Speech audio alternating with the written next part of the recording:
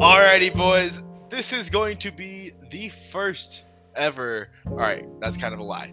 The first recording of the Popcorn Podcast. We've done a lot of these, and I was gonna say we've had a couple first ever podcasts.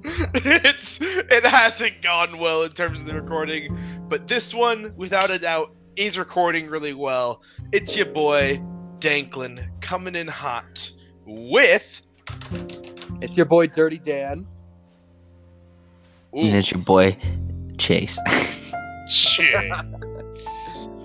Well, what's up, guys? It's been a good day. It's been a really good day. Week. It's been a good week. It really has. I got an interview this Thursday. Where at? With a temp hiring agency. They've got a couple of different positions they want me for. Ooh. It's looking pretty good. I'm still gonna make time for this podcast though. Always. That money. Always. Coming in hot with the news though, guys. We got I think the biggest thing from today is the Emmys. The Emmys announced their nominations. And I'm really excited to kind of read up about this. I read a little bit of it earlier, but I've been kind of saving my reactions for this here podcast. Which, do you guys have any interest in what you guys want to hear first? Dan, Chase? How about all of the Game of Thrones people nominated? Ooh, that would take me a second to actually look up. All right, so I got that right here. So, for starters, Game of Thrones had a pretty impressive 32 nominations. I believe that's the most ever nominations for a show, correct? No, Saturday Night Live has a pretty high amount, but it's the highest for a drama series. Oh, that's really good. Saturday Night Live. Saturday Night Live holds the record, but they have also been on the air for well over 40 years. Yeah, so SNL is a classic. Game of Thrones has been on for less than 10, so it's quite an achievement. That's awesome. It's kind of nice poetic justice, I feel like, for all those people out there that were trying to get them to remake the last season. That specific season has gotten 32 Emmys. So, which I find it means critics still loved it, You know what I think is really interesting? Huh. These awards aren't included in the main list because people don't care as much about these, but awards for Emmys are also given out for TV episodes and just kind of random things like that. And David and Dan are nominated for an Emmy for Best Writing in a Drama Series for guess what episode? The final. The Bells. The Bells. My God, really? They are nominated for Best Writing in a Drama Series for an episode, and that's for The Bells. Wow. So critics were very happy with the Mad Queen. They think it was a good writing. A lot of people hated that. I personally, I low-key was kind of a Daenerys hater. I was calling her Mad Queen for seasons on seasons. And I was not happy, but I was expecting that to happen. I was a little bit let down with how it was executed. But I think that's pretty fucking cool. Well-deserved, possibly. The critics obviously think it is. I agree with you for sure. I feel like I wasn't as upset with the outcome. I just wish there maybe was one extra episode with a little bit more dialogue from Dany, kind of just explaining how she was feeling. Because I feel like they really kind of one-dimensionalized her towards the end. And she became just kind of this one-dimensional, especially in that episode. Once she gets on the dragon and starts flying around, you don't see her again. You just see the dragon flying around. So I feel like they really kind of one-dimensionalized her, her aggression. And I feel like I would have enjoyed seeing just one conversation where she was just yeah, I'm fucking pissed. You know what I mean? Yep. Actually said that without just kind of giving some looks, You know what really hurts me? You know what really, really hurts? The Bells was nominated for Best Writing, and that's where they killed and murdered my boy, Jaime Lannister's story. They technically killed and murdered it the episode prior. Alright, but I wasn't expecting him to actually go back and do what he said he was gonna do, I was expecting him to still go. I honestly, I'm a people clown. were he's gonna go kill Cersei, and I was like, no, this clown is gonna go fucking be with her. I'm a clown for thinking he was gonna go kill Cersei, man. I thought it was gonna happen. I know. I saw that meme, and it was all those fans out there that thought Jaime was gonna go kill Cersei, and it's that clown flicking off the wine cap. Yep. Like, oh my god, man, that hurt. Like, the only thing that redeemed that was in the series finale when Brienne was writing in the book. I cried. That's the only scene I cried during the series finale, is when Brienne is writing in the book for the Kingsguard and filling out his pages. I fucking cried during that. Only scene. Yeah, I cried during a number of scenes. Gotta be honest. Like, Chase I that was was right there. next to you. Yeah. that one hit me hard. That one really hit me hard, just because, like, Jamie's my boy, and, like, he's needed that fucking book filled out for the longest goddamn time. All right, so for Game of Thrones specifically this year, the Emmys, they're nominated for Drama Series, which is one of the biggest awards in their category. And then for a lead actor, What was the award? You cut out a little bit. for Drama Series. Oh, okay. Yeah, yeah. And then there's one representative for lead actor, and that's Kit Harington as Jon Snow. I like One it. representative for lead actress, Emilia Clarke. And I honestly think that she really deserves that. I I agree. think that her acting this season is the best she's ever given us. And this is the thing, is I feel like the writing was what it was, but the acting made it, They saved you the show. know, yeah, exactly. And I feel like the characters may or may not have been happy with the ending, but they still delivered the best acting. You know what I mean? They took those scripts and they made it what they had to make of it. And then moving on, the next category Game of Thrones is represented in like one of the major categories, is a supporting actor in a drama series. And we have 3 representatives for that. We have Alfie Allen for Theon Greyjoy, and this is Alfie Allen's first Emmy nomination, so that's a really cool thing for him. I'm sure Really? he's pretty excited about that, which I thought, He totally deserves it. especially in that final scene with the Night King, with Bran. Like, that scene had me just Yeah. torn up. Yeah. I was crying during Alfie, that you scene. can tell he gives us his all in that scene as an actor. Yeah. Like, his acting, like, and his death, like, made fucking Sophie Turner cry Have you on seen set. that video of her like hyperventilating? It's wild. Like that she was really taken to a Yes. different place. Just like, oh my god, I love Alfie Allen. Theon's, like, after what they did to Jamie, Theon was always, like, one of my top 3 characters. I think his Oh, character arc is the 100%, most satisfying on 100%. that show, man. Like, people, like, hated him, and I know so many people who, like, love to hate him. Like, at first I hated him too, you know. I was like, he deserves this shit, but no, man, he, like, I think once he got his dick cut off, it was like, okay. yeah, and he just, like, he's not, like, just, like, your stereotypical, like, fantasy hero who's just gonna, like, break out and, like, no, He was fucking weak. has PTSD bad. He was fucked up in the head. And man, I'm getting chills. I'm about to start tearing up just thinking about it, man. Alfie Allen's character in Theon Greyjoy. He is. He's so second, great. Second representative, we got our boy Nikolaj Coster-Waldau as Jaime Lannister. Now, here's the thing with that. Yes, Jaime Lannister's character was screwed up in writing, but still, Nikolaj, I still think is one of the best actors on that show.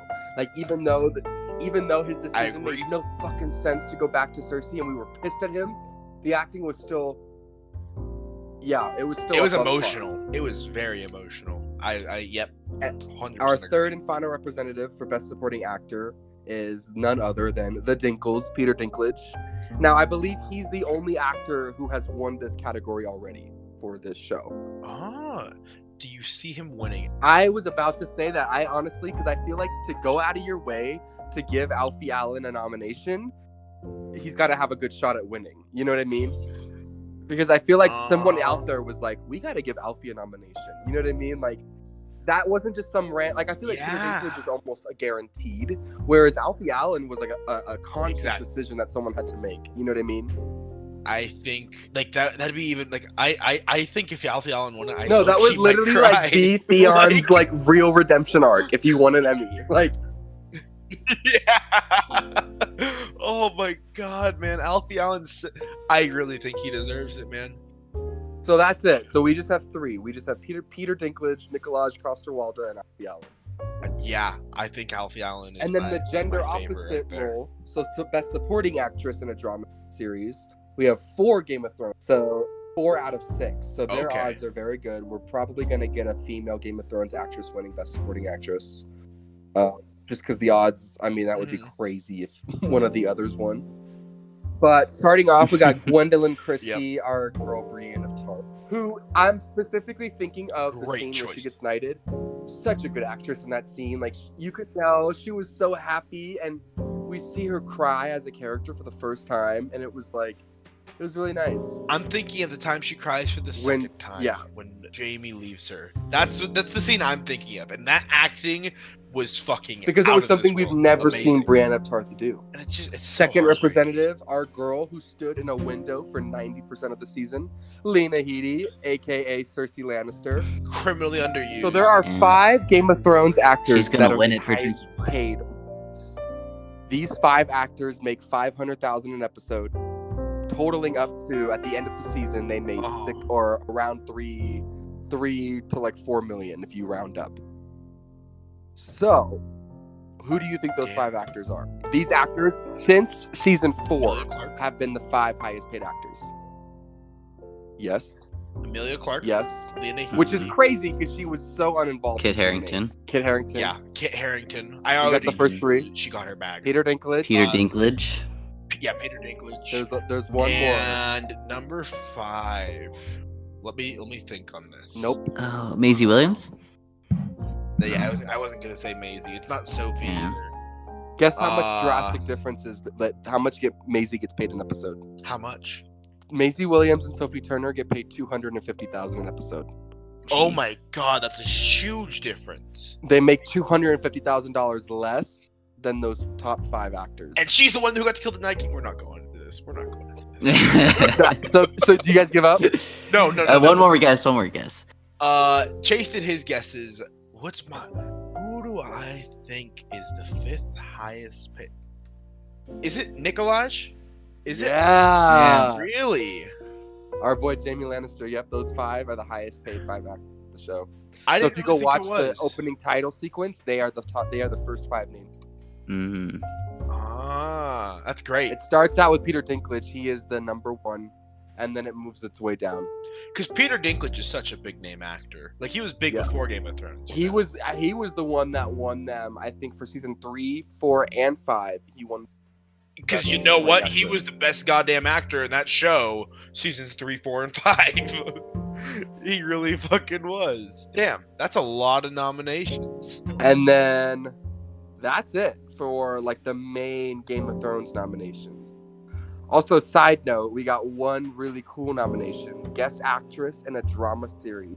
So this category is for just like in a series there was guest, and Mhm. there's like awards given out to that. Frankie, can you give me a wild guess who you think in this past year had a guest spot that deserved this award? In Game of Thrones?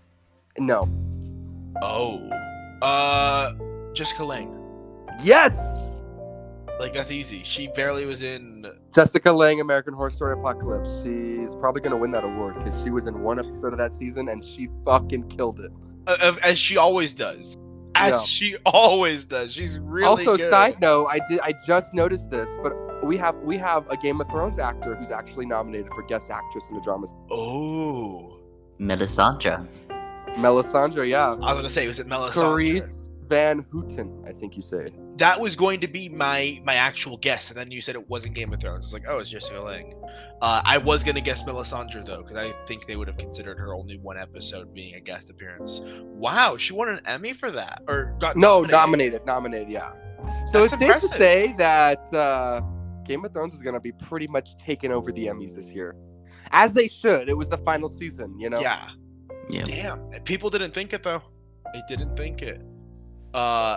I want to kind of go down the list for best drama series. Did you already discuss this? I don't think you We didn't go specific. We kind of just talked about Game of Thrones. Yeah, so the noms for the best drama series. I want to hear what you guys think about this. Better Call Saul, which I How thought old was- is that show? I feel like that title I've heard my whole life. It's about the 4th season. or the Yeah, prequel to prequel. Breaking Bad. Oh, okay. And I completely forgot it was on air. I thought it was canceled. I'm a massive Breaking Bad fan, but I haven't never gotten into Better Call Saul. The Bodyguard with Richard Madden, Rob Stark, Game of Thrones, Killing Eve, which I have not heard of. Never heard of. I've never seen the show, but the book is like a really big book right now. And if you go in Target, Yeah? it's one of the main books that they display in Target. Never even heard of it. Ozark, which I think a lot of people have Such seen. a good show. Good Such show. a good show. I personally haven't seen it, but I've heard it's like Breaking Bad. I've heard it's Yeah, and to its Mhm. core, it's like a really dark Breaking Bad. Breaking Bad's dark, man. But like Breaking Bad is still like this is dark in like a Black Mirror kind of way. Oh, Yeah. fuck. It started off more dark than Breaking Bad. I don't know if I'm pronouncing this incorrectly. The next show, Pose, or is it Posse? Pose. Pose. Okay. I don't. Yeah. Pose is an odd name for a show. So Pose is honestly in the last year one of the best series I've ever seen. This year, Really? cutting out like the mundane of like Game of Thrones and like that stuff that's a regular. This was like this show came out last year. It's Ryan Murphy. So for those who don't know, Ryan Murphy, okay. He's the one who makes American Horror Story, American Crime Story. He He's did really good. Nip Tuck. Yeah, he's kind of like a very sought after television producer. If you want to be in television, you want to get in a Ryan Murphy production. He's got a this will very specific style too. He has a very specific style too, and he tells stories a lot of the time for women, which is like kind of a very progressive thing, because a lot of the time the roles that he writes, there's like female main characters. You know what I mean? Yeah. So Pose is essentially, to its core, about the ball culture in New York City in the 1980s, which was like, like Vogue, Madonna. Yeah. It's like that culture. Basically, Black people, specifically Black drag queens, invented that. Oh, But Madonna is given credit for it. Yeah. When in reality, that's from their culture, and so it's kind of about that to the core. That's But then awesome. there's like tons of different side plots going on, and you got Billy Porter, who's kind of like a big name right now in Hollywood. yeah, Billy Porter's great. And also, one really groundbreaking thing about the show is on set and off set, there is over 150 transgendered employees, whether it's in the cast or crew. So Ryan Murphy kind of broke records this last year by pretty much only hiring transgendered people for this project, because I guess, people don't realize it, but there's like just as many transgender actors as there is any other actor. And I was watching this interview with Billy Porter saying that like these people are actors and they have talent and it's there, but no one's ever wanted to give them the time of day until now. And now these people finally have a platform to be able to like act, which is, I think, is amazing. Same thing as like directors, there have been transgender directors that have not been able to move forward. So he made a lot of really good things with this show, just not even on the screen, but off of it as well. Considering the subject matter, that's awesome. Like you need trans people in the room for a show like this. That's really cool. And I was watching this interview with Billy Porter, and he was saying how that somebody asked him, when did you feel like you made it in your career? And Billy Porter said he's 40 years old and he's finally playing a role that is something he actually lived through. And he was like telling a story how like when he was like a good 10 years ago, he couldn't book any roles if like flamboyant ... wasn't on the description list. Nobody would see him. Nobody would even talk to him. And he was saying that it was like really hard to get straight roles and gay roles.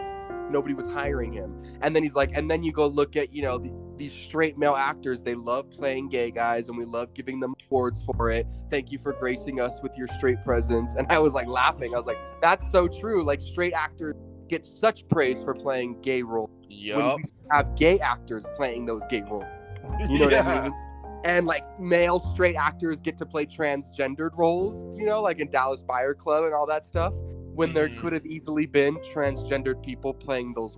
Because there's not a lack of them. Damn, that's really cool. And that's the thing, is there's not a lack of them. And so that show's really cool. I feel like if you guys have time, it's a cool show to get into. It's only 8 episodes on Netflix. That's an easy watch. It's an easy binge. It's a real easy binge. Evan Peters is in it. Yeah, it's Ryan Murphy, so he recycles a lot of the same actors. Yeah. Kate Mara from I saw that. Horror Story and House of Cards. She's in it. Kate Mara is great. Kate Mara is really good. Yeah, that's awesome. So has anyone heard of the next show on the list, Succession? Yeah, yes. I actually watched it on HBO. What is it? All I know is it's got Kieran Culkin. Yeah, so it's got Macaulay Culkin's younger brother, but the show is basically, it's a rich family. They're in the entertainment industry. They're kind of like a CNN kind of family. and their dad is like the rich patriarch of the family, and basically he goes like gets sick in the first episode, and now they're all trying to break off and try to get the company from him. And it's kind of just like about, rich kids trying to run the company now. I'm looking at the poster and it looks great. It looks like House of Cards but business. And it's not bad. I haven't seen the full series yet, but it looks good. And the second season comes out in about a month, so I will be catching up on that. This show looks right up my alley. It looks right. Oh, I can't believe I've never heard of this. I think they've been showing the ads a lot, like on HBO. Like before you watch like Korea or like anything, it'll show professional training. Yeah, I like the main poster. It's just like, take what's yours. That's awesome. That looks really good. Also, I just realized Killing Eve is on BBC. Isn't that United Kingdom channel? That is. Is Killing Eve on BBC too? But it's on BBC America though. See, I heard Bodyguard is like the first like actual British show from BBC to be nominated for an Emmy in like 50 years or something like that. Oh, I thought it was on Netflix. Yeah, I did too. It says Netflix. It says Netflix. It might be produced by BBC then. Let me look it up because I was just reading earlier. Or maybe it was originally BBC and then was bought by Netflix. The network was on BBC One, yes, and it's available on Netflix now. That's how it is. BBC One is the one who produced it. Yeah, because that was pretty big news about The Bodyguard, and it actually won the Golden Globe for best drama series, or Richard Madden won best. No, Richard Madden won Best Actor. And we'll get to that in a sec. And the last show nominated for best drama series is This Is Us. So this show, I've always been really interested in watching. It's just always seemed such a mood you need to be in. You know what I mean? Like, I've never gotten around to watching because I've just heard it's like sad, and I know it's about a family and their struggles, and I'm just never in that mood. You know what I mean? It's got Sterling K. Brown and Mandy Moore. It's got and Mila Ventimiglia. It's got tons of actors.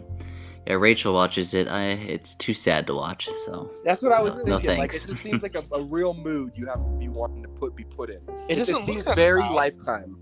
It's okay. The show it starts off with them as kids, and like Mandy Moore and Milo are the parents, and then it kind of shows them as adults and then teenagers and stuff, and it goes back and forth. But in the middle of their lives, the dad dies, and so like their whole life now seems to revolve around this guy's death because there's like a certain way he died, and so it's like depressing in a way to them, and it's just their lives afterwards. It's a fire, right? Yeah, he dies in a fire. That's fucked. Yeah, the poster for the show is like, This Is Us, the complete first season. This is real, this is love, this is life. And like, I'm just thinking of like the live, laugh, love signs that like your parents keep in like their kitchen or their living room. Damn. It's very Hallmarky. It looks Hallmark. It's an NBC show, You gotta have NBC have their. I don't know. Maybe I'm a little judgmental. It might be really good. It doesn't interest me though. For comedy series, the first nom is definitely the one I'm most excited for. Barry. Barry is fucking hilarious. Did you finally watch it?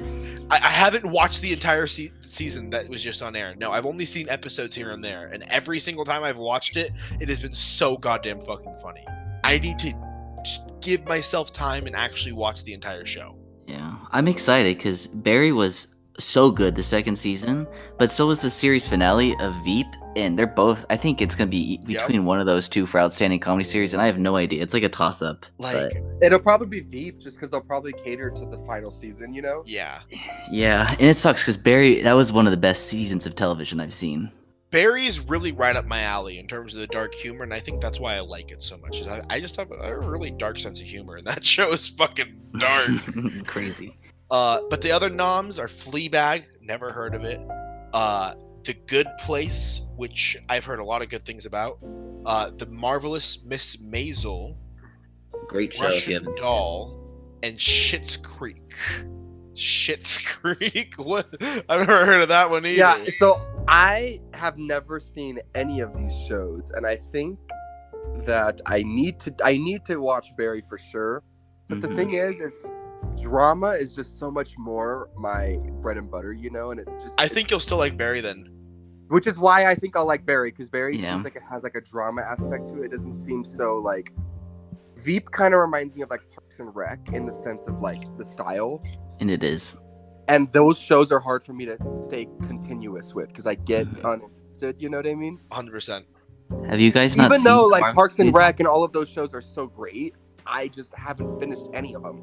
Marvelous Miss Maisel, I Yeah. want to watch. It won Best Comedy Series last year at the Emmys. Yep. Ever It's since then, I've wanted to watch it. And then I think at your place, we were all there and we were going to watch it. And then we ended up watching You see, that I've one only movie. heard of this show in passing. I don't even know It's- who the actors. are. Frankie. It's so good. We were going to watch it. And then Yeah. we watched that one movie that you and Frankie love. What's it called? Big Lebowski? Yeah, the Big Lebowski. Yeah, we ended up watching that instead. I mean, I'm glad we watched the Big Lebowski. The lead actress looks fucking beautiful. What is the show about? So she is basically. It takes place in I want to say the 60s, or maybe 50s, and so she's basically just like your American housewife in the 50s or 60s. And her husband makes the big bucks. She lives in. They look like flappers. What is that? Like the flapper girls. Oh, well, she might be. I don't know, but so basically what happens is she finds out the series starts with finding out her husband's cheating on her, and he's trying to get into like the stand-up comedy stage, and she ends up getting drunk one night going to the stand-up comedy stage and kills it there, and she's like never even tried, but she's way better than him. So now this lady who runs the comedy store wants to make her big time, and that's kind of where the show starts off. But it's it's Is that hilarious. Alex Borstein who owns the comedy store? It's I can't remember. It's the principal from the Lizzie McGuire movie. Yeah, Alex Borstein. Yeah. She's like the voice of Lois in Family Guy, right? Yeah. No, is she? Yeah. Yeah. It's her though. But yeah, she's her and the other actress. I forget what her name is. She's from House of Cards, if you remember, and that. But yeah, both of them as a duo in the show is really good. Maybe you guys should check seen it out. Westworld? I know Frankie has. She gives me no. Dolores vibes. She looks like Dolores. The main actress from Marvelous Miss Maisel? Yeah. I guess kinda, yeah. I can see it in her eyes. I thought that was her for a second. I can see it in her eyes. Have you ever seen anything with such a full of splendor? Oh God, man, I miss Westworld. But yeah, I haven't seen any of the shows. I from did comedy watch series. Russian Doll, but I didn't watch it realizing You didn't watch it realizing what? it was a comedy because I didn't think it was kind of dark. Like it was like I didn't know I was watching a comedy when I watched it. If that makes sense. Oh, that's the girl from Orange is the New Black, right? Yeah, it was kind of like Groundhog Day. So basically, it was like she was at a birthday party for her, and she goes into this bathroom, and every time she comes out, she goes about her night and then dies, and keeps waking up in the bathroom, and she has to try and figure out how to get out of this loop of like basically how to not die that night. Was it original? Because it's a very unoriginal concept. The concept is very unoriginal, but the plot is original. They Okay. definitely make it their own, but the basic of it is like Groundhog Day. Yeah, it's a very, very unoriginal plot, but Tale as old as time. yeah, it really is. Okay, I'm personally I pulling think- for Barry. Yeah, I was gonna say I think Veep or Barry is gonna be probably the big contenders for that. Definitely. Limited series Chernobyl, which I had no idea was a limited series. Yeah, so basically limited series is anything less than 11 episodes. Oh, it's anything less than 11 episodes? Yeah, That's not. I thought it was just anything that's not continuing. it's anything that's less than 11 episodes, and that's also not an hour long. So Game of Thrones wouldn't be considered a limited series because those are over an hour with no commercials. Oh. All of these shows are an hour with commercials. So in reality, they're 40 minutes. Okay, yeah, Chernobyl's on the list. I had no idea that was a limited series. Yeah, there's only 5 episodes of it. That's it? I need to watch it. Yeah. Yeah, it's a quick watch. And then the When They See Us, that's only 4 episodes, right? When They See Us is just a mini series. It's only 4 episodes. There's not going to be another one. They could be, but there's most likely not going to be another Life one. is another one. Foss Verdon is another one nominated. Fosse Verdon. Fosse Verdon. What's So that that's about? an FX show that just came out with Sam Rockwell and Michelle Williams, and they play Fosse and Verdon, two dancers from I think the 1920s or something, and they basically invented a lot of dance. They're kind of like the Charlie Chaplins of their time. They invented a lot of dance technique and moves, but Fosse is the famous one, and he's the one that I guess is like gets all the credit, but Verdon, I guess, was like the mastermind behind it. So this Damn. show is kind of exposing how she was the brains and he was the face. That's cool.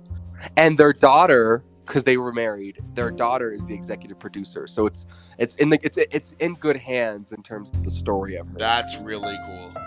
The final two noms for limited series are Escape at Dannemora. Dannemora. Dannemora. Prison. Oh, I need to watch that show. That sounds fucking So awesome. Patricia Arquette basically plays a woman who's convicted of a murder. Ooh. But she didn't do it, and it's a true story. I believe I believe she's playing a real person. That's Shawshank right there, just with a woman. That's great. And then Sharp Objects, which I've heard so many good things about. So I watched that. That was a real fucked up show. That's all I'll say. So many good things about Sharp Objects. But Amy Adams was amazing in it. Like, she's a phenomenal actress. And then also the mother. She's She the wasn't mom in nominated something. for Best Lead Actress, though. That's surprising. Because it's not a series. Ah. Is she nominated for Best Lead Actress in a limited series? Let me. Yes, she is. Yeah, Lead she Actress is. in a See? limited series. It's all different categories. Amy Adams, Patty Arquette, Juna. I'm definitely pronouncing that wrong. She's from When They See Us. Joey King, who she's definitely in other shows. Where's Joey? No, King I from? actually just watched a video of this on social media finding out that she got nominated, and I I'm kind of got watching it right now. because it was like, wow, this girl, she got an Emmy. Like, good for her. Not got an Emmy, got a nomination, which to some people is as close as they'll ever get. I don't recognize. Like, I recognize her from somewhere, but I don't know where.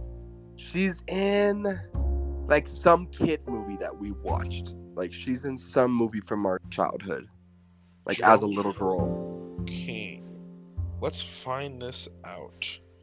She was in the Conjuring, The Conjuring. Oh yeah, she's the one of the original little girls in 2013 Conjuring. Wow. She's also in White House Down, Slender Man, Ramona and Beezus. That's what it is, Ramona and Beezus. I never saw that one. Wow, she's in The Dark Knight Rises. Oh yeah, she plays Gordon's daughter. Yup. I knew she looked super familiar. That's cool, man. Michelle Williams was nominated. There's a lot of good nominations. I think we spent more than enough time on the Emmys. I'm 100%. super fucking excited though. Super fucking excited for it. The one last thing I want to talk about is the fact that Richard Madden won Best Actor for the Golden Globes and wasn't nominated for an Emmy for Best Actor. See, the thing is it's How did they fuck that up? It's like it's all political, I think, and to be honest, the Emmys is different in which there's critics involved, but to be nominated, that is the critics don't do the nominations for the Emmys. Oh. So to be qualified to be in an Emmy, you have to have a SAG award card. A SAG card is a Screen Actors Guild card, and you earn that by being in one of the following things that it requires you to be in, and then you're qualified to get a nomination for an Emmy, and those are drawn in by your peers. Like those suggestions are put in by your peers. So basically, like Emilia Clarke was nominated by her entire cast and crew on Game of Thrones. Oh yeah. And then after that, they kind of narrow it down to then critics get involved and pick their tops. But that initial like suggestion nom is your peers. So it's a really cool thing because it's like, it's kind of like the people that actually matter, I feel like, as opposed to like these old guys. So maybe just people that knew Richard Madden, he didn't like really them as much as the critics thought that he did. Because Golden Globes is completely critics, which is why it makes sense he Whereas Emmys, that was like something his peers would have had to have nominated him for. You know what I mean? Yeah. Damn. And maybe he doesn't have those kind of. Maybe he That's just didn't make those fucked impacts. up. That's really fucked up. I mean, he's got a Golden Globe, you know. Like I'm sure he's not pissed. Yeah, exactly. And he's still part of a show that's nominated for Best Drama. So that's pretty awesome though that he at least won the Golden Globe. You know, Yeah. At least got that. Next on the list is something I'm super excited for because of the director alone. You wanna talk about this, Dan, or you want me to talk about it? you talk about it because I have no idea who the director is. I'm trying to figure this out. It's so they announced Thor 4 is coming out. I think it's going to be as Guardians of the Galaxy. And it is being directed by the same director of Thor Ragnarok, Taika Waititi. He nice. is the voice of Korg, one of my favorite Marvel Cinematic Universes characters. He's the one who plays Korg. And I've heard basically that Korg is literally just Taika Waititi in the Marvel Cinematic Universe. His personality and everything, exact fucking same. Dude is an amazing fucking director. I was not expecting to like Thor Ragnarok as much as I did, and it's because of him. You know, Thor like never really was the best Marvel movies. You know, they really weren't all that. And I think Thor Ragnarok kicked it out of the fucking park. And the fact that he's Wait, so back, you think that Thor 4 is going to be Guardians of the Galaxy? I think Thor 4 is going to be as Guardians of the Galaxy. Yes. I was under the impression that movie was going to be Guardians of the Galaxy 3. Huh. You think? Well, I was under the impression that there's only trilogies. So every movie gets their trilogy, and Thor already has 3. So the whole reason why they're putting him in Guardians is to be able to keep Chris Hemsworth without giving him his own movie. Okay. That's what I read, was like they want to keep Chris Hemsworth, but they've already made his 3 films. So now he's merging into the Guardians because they still have another film to do. And they have to explain like Gamora's situation. Then the question is, what's Thor 4 going to be? So Thor 4 is definitely just like a different movie, or it's the same thing and they're just like fucking with us. But I definitely think that Thor 4 and Guardians 3 are 2 separate movies. And I think that Guardians 3 is going to be the most recent one. I'm reading an article. It was penciled for May 21st, 2021. But it's being put on pause. As that's Akira. Akira was put on pause because he was supposed to direct that as well. So I'm hoping that there's going to be 2, because I would love it if there was like a Thor 4 and a Guardians 3, but I'm thinking it's going to be one thing. I'm really curious. I saw a lot of buzz on social media today talking about as Guardians of the Galaxy being Thor 4. I've seen a lot of talk about that on social media today. That's really interesting. I'm just excited to see Taika Waititi. Amazing character. Who does he play again? He plays Korg. Is it like Corc? No, Korg. Oh, Korg. Yes, Korg. Korg in Thor Ragnarok. Isn't that one of your favorite characters? Yes, it is. Yes, it is. He is played by Taika Waititi. He's amazing. Kills it.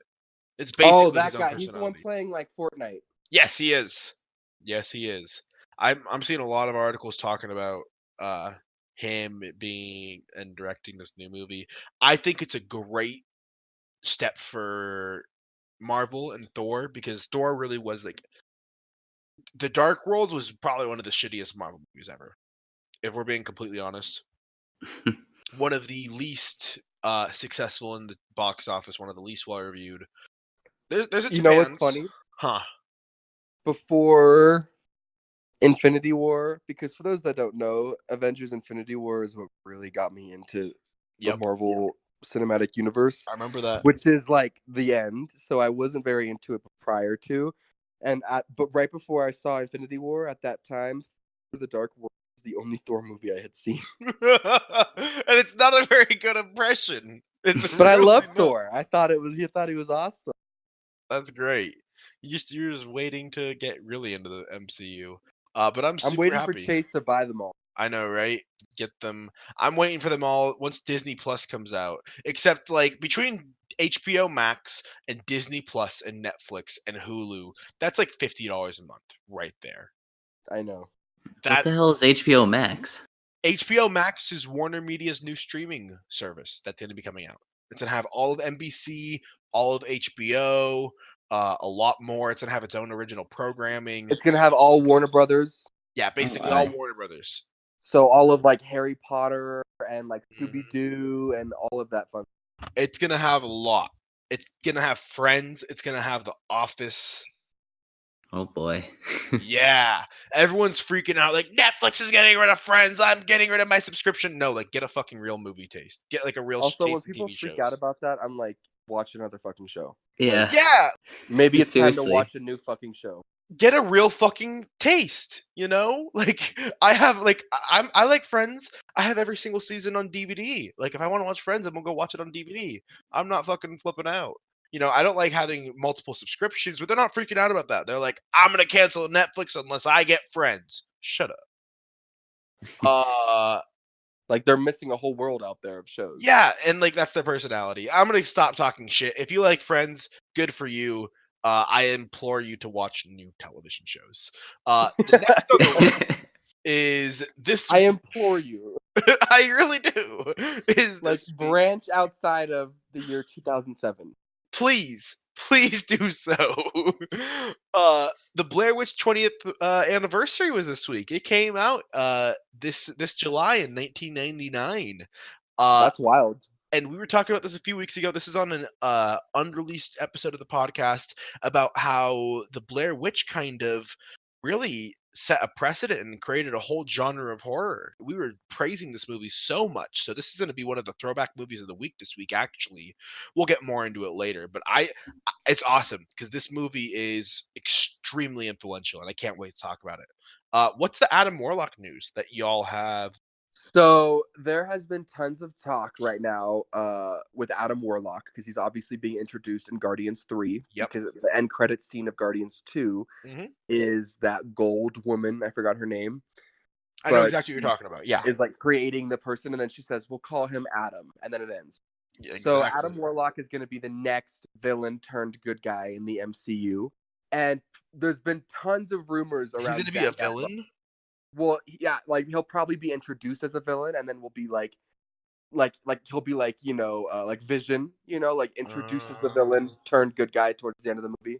Yeah. He's probably gonna go after the Guardians because of those people, and then he's probably gonna realize, guys, and then it'll probably stop. You know what I'm saying? Like because that gold woman is creating him to go after the Guardians. Yeah. So he's probably gonna do that at first, and then we'll probably like. But there's been tons of rumors around somebody who's kind of surprising, Zac Efron. Like there's been way too much buzz around it, and people are like really mixed about it. Some people think it would be a perfect thing because people have done some like fan art for it, and it looks really good, like his face in the body in the costume of Adam Warlock. But then other people feel like it'll just like what's the word? Goof up the MCU, if that makes sense. I'm reading some stuff. Someone said Keanu Reeves could be another one. So there's rumors of Keanu Reeves, but I feel like that can't be because Adam Warlock is not Keanu Reeves' age. Yeah. So I feel like that's just people really wanting Keanu Reeves, but I'm sure they'll get that someday. Our It's not boy going to be Adam Warlock. Nikolaj Coster-Waldau. So those are the three that have been circulating: Nikolaj Coster-Waldau, Zac Efron, and Keanu Reeves. Those names have been circulating. And then recently, a very, very, very I just read it. close source to Marvel is saying that in actuality, the number one person they're looking at is none other than, drum roll, this is your boy Chase, Dacre Montgomery. I read it. Hell yeah. Yup. I guess his role in Stranger Things has really given an impression to the Marvel people, and they think he would be a really good Adam Warlock. And there's been some fan art for it, and it looks fucking awesome. I'd be excited for that. I'm looking at some fan art. I see Zac Efron. I want to see the rest of the fan art. That's interesting. You know, I think you guys have Billy a little bit overrated still from last week talking about the best characters, but we'll get back into that when we get into Stranger Things a little down below. You're a That's hater. I really am a hater. Embrace the mullet. Embrace the mullet. Mm. I'm gonna be Billy for Halloween. Oh my Me god. too. Let's do it together. We'll be twin Billies, and then Frankie can be Dustin. I'll be Will. Yeah, you can be Will the Wise. Will the Wise. Want to play D&D? Just all night long. Literally. The last little bit of news is American Horror Story 1984, which I really hope they do this well, because the last few seasons have been good, but they haven't been as good as they could have been. I think this season is a really good time for them to fucking come back and knock it out of the park.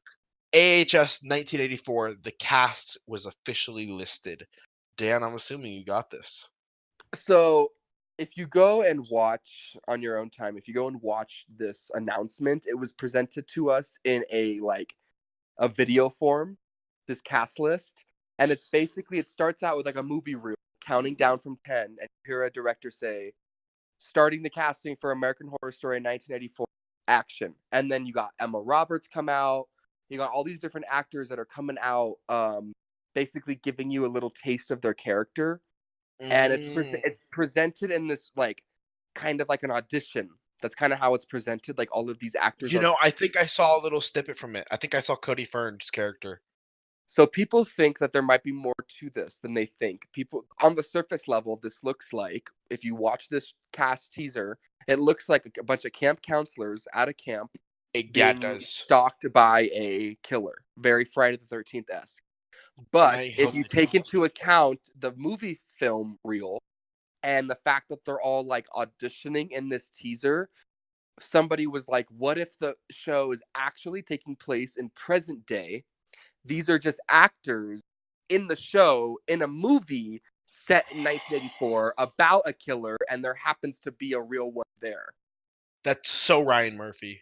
That's so Ryan Murphy, right? Like it's not what it seems. It's not actually going to be set in 1984. They're actors shooting a movie, like a horror movie from the 80s. That's so Ryan Murphy.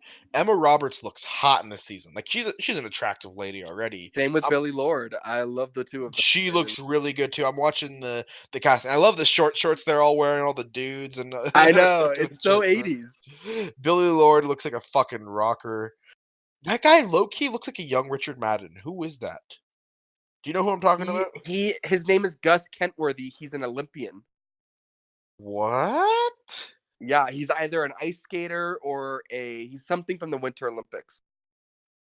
I don't know. I'm excited. Like, what was the season before Apocalypse? Cult definitely was not the best. That was you and I's least favorite. I remember talking about that. Yeah, it was kind of a letdown. And Apocalypse was good. I just think it fell short on it. It was too much of a flashback, and it really wasn't too much going on. Too much of a flashback, and I feel like her running him over at the end was so anticlimactic. An American Horror Story for me is usually like shit gets crazy in the first episode, and it ramps up by the third episode, and by the fourth episode, there's a whole like more shit going even crazier. Like you think the shit that's gonna be big isn't really that big.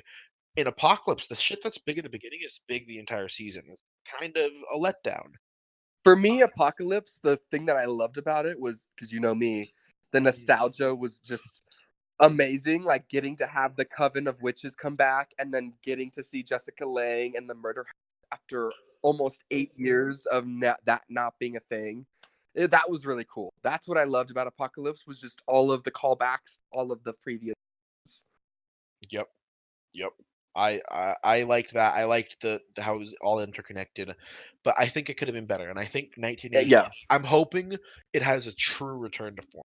But we've been doing the news for a whole long time now. Granted, we don't have very many movies to review this week, so we can take a little bit longer on the news. There was some big news. There was a lot of big news. There was a lot of big news. Chase, you want to take over the next category? Take it away. Definitely. So today, earlier this afternoon, the new Kingsman trailer dropped. It'll be the third film in the Kingsman franchise, and coincidentally, it'll be named The King's Man. It's basically just going to be a prequel to the first two films, kind of showing how the Secret Service was created. What do you think of this? I'm excited for it. I actually enjoyed the first two films, even if others didn't. I think they were kind of fun movies to watch. The action, the stunts in them, I feel like they're out of this world. Really good things. Yeah. Do people not like these movies? Well, the first one, The first one was very good. The second one was a little, I don't know, it was good, but the story wasn't that good in it. But I think what people don't really like is how the action is. It reminds you of like Fast and the Furious, just like with a bunch of pale British spies. So Okay. the reason why I haven't seen Kingsman is I'm just not the biggest fan of British spy movies. And I 007 is totally get that. pretty much pushing it. Like, and that's really like I only like 007 because as a child I loved it, and that's only certain films. Like Mhm. I'm not that big of a spy fan, but I've heard so many good things about Kingsman. Like the same thing kind of went with John Wick, because I wasn't really excited to see John Wick, and everyone told me like, no, this movie's fucking amazing. You need to watch it, bro. And I finally watched it, and I loved it. I could see myself happening with the first Kingsman, but no, I still haven't given it that shot. I still Maybe haven't given it that shot, man. Yeah, I I would haven't signed either. I would totally recommend it. And I mean, the best part about it is now that you guys have seen, Rocket Man, it Yep, starring Taron Egerton. I mean, he's the main character in these movies as well. I So, heard that. and what the really cool part is, in the second film, he is also joined by the man he portrays on film, Elton John. So you get to see them in scenes together in Kingsman too. So Really? yeah, so Elton John's in it. And I mean, his scenes were hilarious in the film as well. That's great. That's so great. Oh my god, and that came out before Rocket Man. Yeah, it That's came out a couple of years ago. that's perfect. Damn, I might give Kingsman a shot now that the prequel's coming out. Does the prequel look good? Did you enjoy the trailer? I think it looks okay. I honestly wish there would just be like a third film after what happened in the second one, but I guess they wanted to go a different route. And I mean, it looks cool Damn. because it's kind of going to show how the Secret Service was formed. But But fuck that, I want to know what happened in the second movie, right? I do, right? Yeah, I want to see what the hell happened. But basically, it'll be good, and it'll give you a good kind of understanding of how it was all formed. God damn. Well, I'm gonna watch that trailer. I'll see if it takes my eye because I haven't even seen the trailer.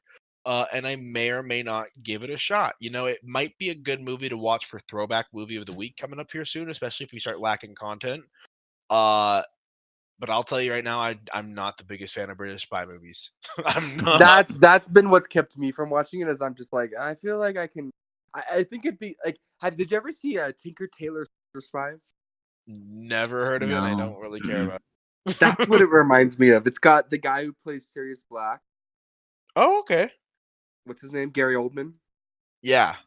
and he plays like a British spy. And I wasn't a Gary Oldman fan. has so many iconic roles. The guy who plays Sirius Black. Yeah, that's Well, like what else? I couldn't it's think of what else. Like at the time. Commissioner Gordon. Yeah, You think that that's an iconic role? Ricky Yes. Bobby's dad. I mean, come Yep. on. You know what? You know what this is kind of reminding me of, Dan? I think it's gonna be like how you were with The Witch with me. I think that's how it's gonna be to get me to watch Kingsman. Like, yeah, I'll watch Yeah. it someday. I'll watch it someday. That was The Witch for me. I think that was over like a 3-year time frame. I was like, bro, all right, I'll do this if you do that. Isn't that why you watch Game of Thrones? Because you're like, I'd rather watch Game of Thrones than The Witch. Yeah. Honestly, thank God you were trying to get me to watch The Witch, because I would have never gotten into Game of Thrones. Or Westworld. No, I watched that on my own. I thought you watched it because The Witch too. No, I watched it on my own. Okay. Yeah, I was so excited for that one because of Anthony Hopkins. Yeah, Anthony Hopkins, amazing. Yeah, you would, because you did not want to watch Game of Thrones first. It just seemed like so much work. Yeah. I 100% agree with that. It's daunting, and a lot of people like Chase didn't want to watch it because like he wasn't into fantasy, and then like there's politics. It was good. I'm glad you guys got into Game of Thrones. I'm glad we all did. That's Yeah. basically what started this podcast. So if it wasn't for The Witch, this podcast wouldn't be here today. I can safely say that if it wasn't for the Vitch, it's spelled stylized with 2 V's. Going on to throwback movie of the week, Dan, take it away. All right. So this movie has been a long time coming. Frankie's been trying to get me to watch this movie. I've been so excited to review this Since it came out, and it's kind of was like my Kingsman. I was just like, yeah, I'll get to it, and then I eventually did today, and holy crap, was that You a want to good say movie? you want to say the name of the movie? Oh yeah, The Hate You Give. By Ava DuVernay. Is that who that is? Yes. Oh wow, no wonder it was so good. She All right, won so Brexit. I mean, what can I say? It was probably, let's start with the rating, I would probably give it an 8 out of 10. Okay. Just because there were some moments that were like cheesy in the sense of like there were certain lines where I was like, people wouldn't say that in real life. I can see that. Those type of moments kind of take you out of the movie sometimes. But overall, I mean, the message was so great, and I really liked the actress in it. She's the little girl who plays Rue. She's not a little girl anymore, though.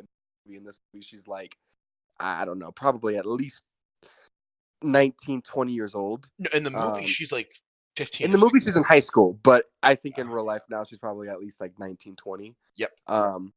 But she does an excellent job. It's basically about this girl who is at a party with her friend, and then he is giving her a ride home. They get pulled over for, I think, a tail light or a failure to blink or something like that. For no reason, essentially, because they had just pulled out of a parking spot. Yeah, so they get pulled over for something ridiculous. And long story short, her friend reaches into the car to grab his hairbrush to comb his hair while the cop is checking his records. And the cop thinks it's a gun and shoots him and kills him. Shoots him dead. Shoots him And dead. this girl doesn't go to school in her own neighborhood. Her parents took her out of school in her own neighborhood, and she goes Yeah. to school in a very white private school, like 30 minutes away, because it's safer. But she has two different personalities, and it's her being forced to reckon with her friend's death, what's going on in the city, and her living a double life essentially. And it's fucking emotional. It It really is. is. And there were so many different things that I really liked about the movie. One thing that I really liked was her inner struggle with like being a voice. Like, I Yup. just thought that her character arc in the movie was really good. In the beginning, you see her as like this very quiet, kind of just lives to appease other people mentality. She doesn't want a And voice. She wants to be avoided. exactly, and she wants to be accepted. And towards the end of the movie, she just kind of says fuck acceptance and just kind of makes her own voice, and she's like, I'm gonna be me and I'm gonna be the best me. And it's just a really good arc because her whole community is really expecting her to be a voice for She's this the only kid that was witness. killed, because she was the only witness. Exactly. And that expectation's kind of high, like that's a lot to That's a ask. hard burden to bear. That's a hard burden to bear, to go out in public and Out yourself like that and put yourself in the crosshairs of like all these motherfuckers who are gonna be like, oh, he deserved to die, like, oh, this like should have happened. Like, no, like it really puts you in her shoes. It's you had Anthony Mackie, who played a king lord, a drug lord. yeah, exactly. Yeah. He does a really good job And playing a fucking bad guy. he did. I didn't really understand why he was so upset. Like, she wasn't like specifically saying anything about him. You know what I mean? Like, she just said that the guy was like a drug dealer because he had to be. She outed she said too much. That's totally under like a drug kingpin isn't gonna let something like that slide. When you out them like that, they're not gonna let that slide. Even if like your old ex best friend who went to jail for you, even if that's her daughter, you know, like he's not gonna let that slide. And it was intense. Like Anthony Mackie did a good job playing a bad guy. I was not used to seeing fucking Falcon playing a bad guy, you know? Exactly. AKA Tupac from Notorious. Is he really? Yeah, he plays Tupac in Notorious. I never knew that. Yeah. So yeah, I thought it was a really good movie. I also appreciated that her boyfriend was white. And though he kind of bothered me sometimes because he was just a little too Romeo, like he was too perfect, I still appreciate his character. And I loved the dad's reaction when he gets introduced. He's like, he gives him the tip. He's like, oh, thanks, man. Drive safe. Oh. And she's like, Daddy, he doesn't need a tip. And he's like, who's this? It's my boyfriend. Who's this? That scene was so funny, man. I know. And then he's like, sir, I don't see color. It's like, okay, don't say that. Like, that was so fucking funny. I'm still kind of caught. This is completely off topic. I had no idea Anthony Mackie was Tupac and Notorious. I remember seeing Notorious as a kid and thinking that actor looked exactly like Tupac. That was Anthony Mackie? Yeah.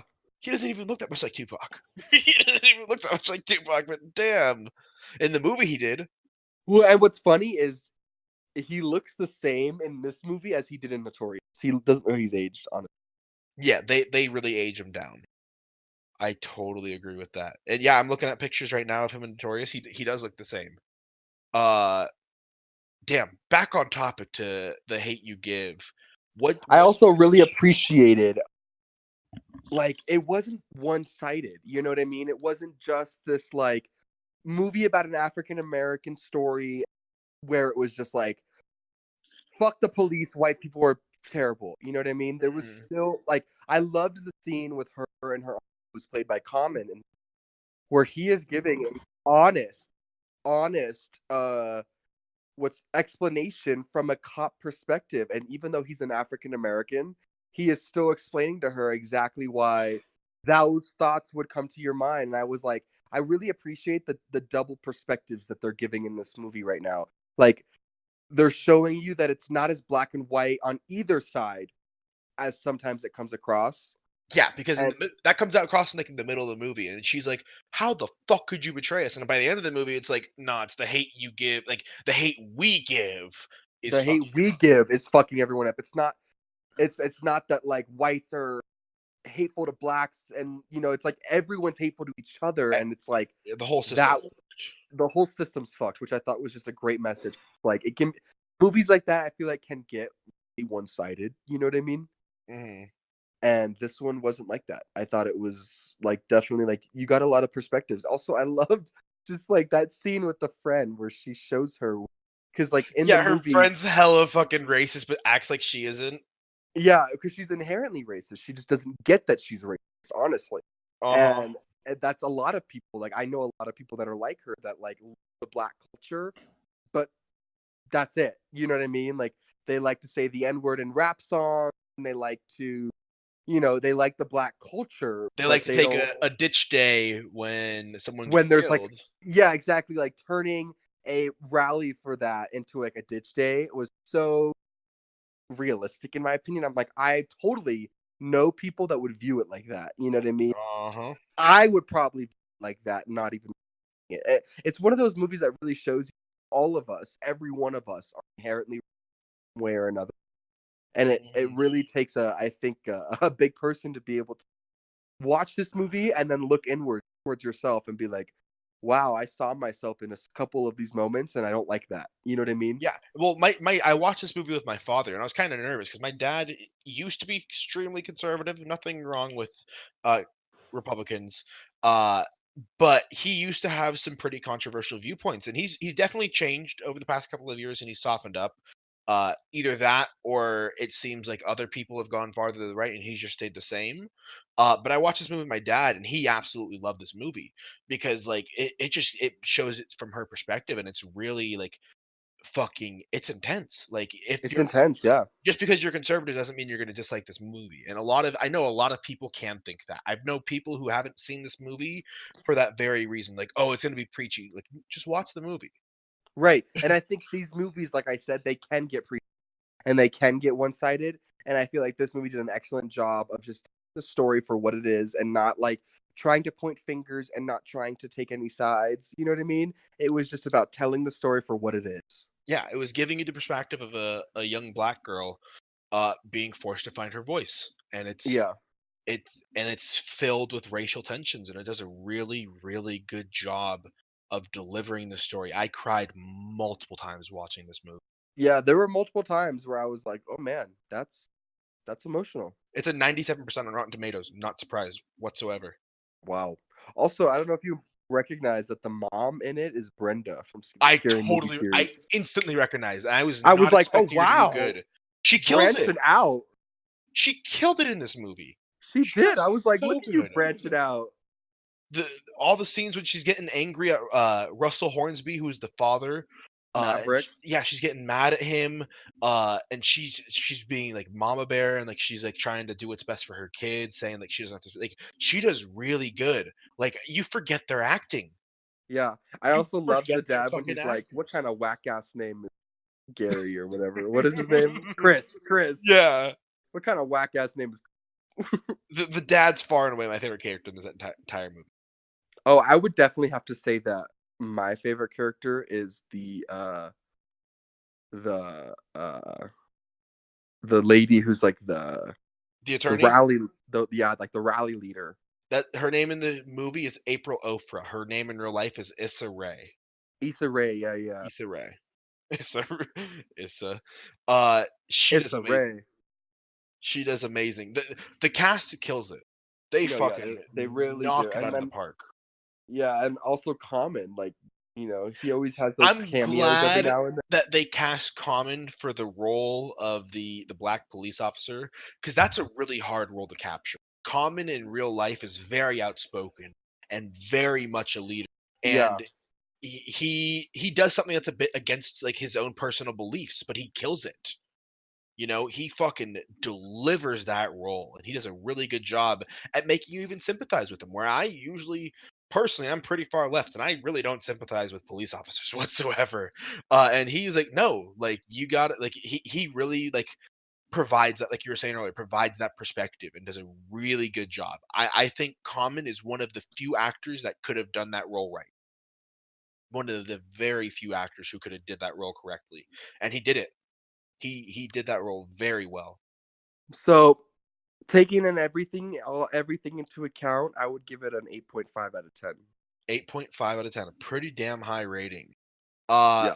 For my review, you pretty much touched on everything. I think the acting is out of this world. Like, oh my god, like I forgot. Like, there's some big actors in this movie, some big actors, and like I'm forgetting that they're acting because of how well they're doing. They killed it. The characters are amazing. Amanda Stenberg as Star is great.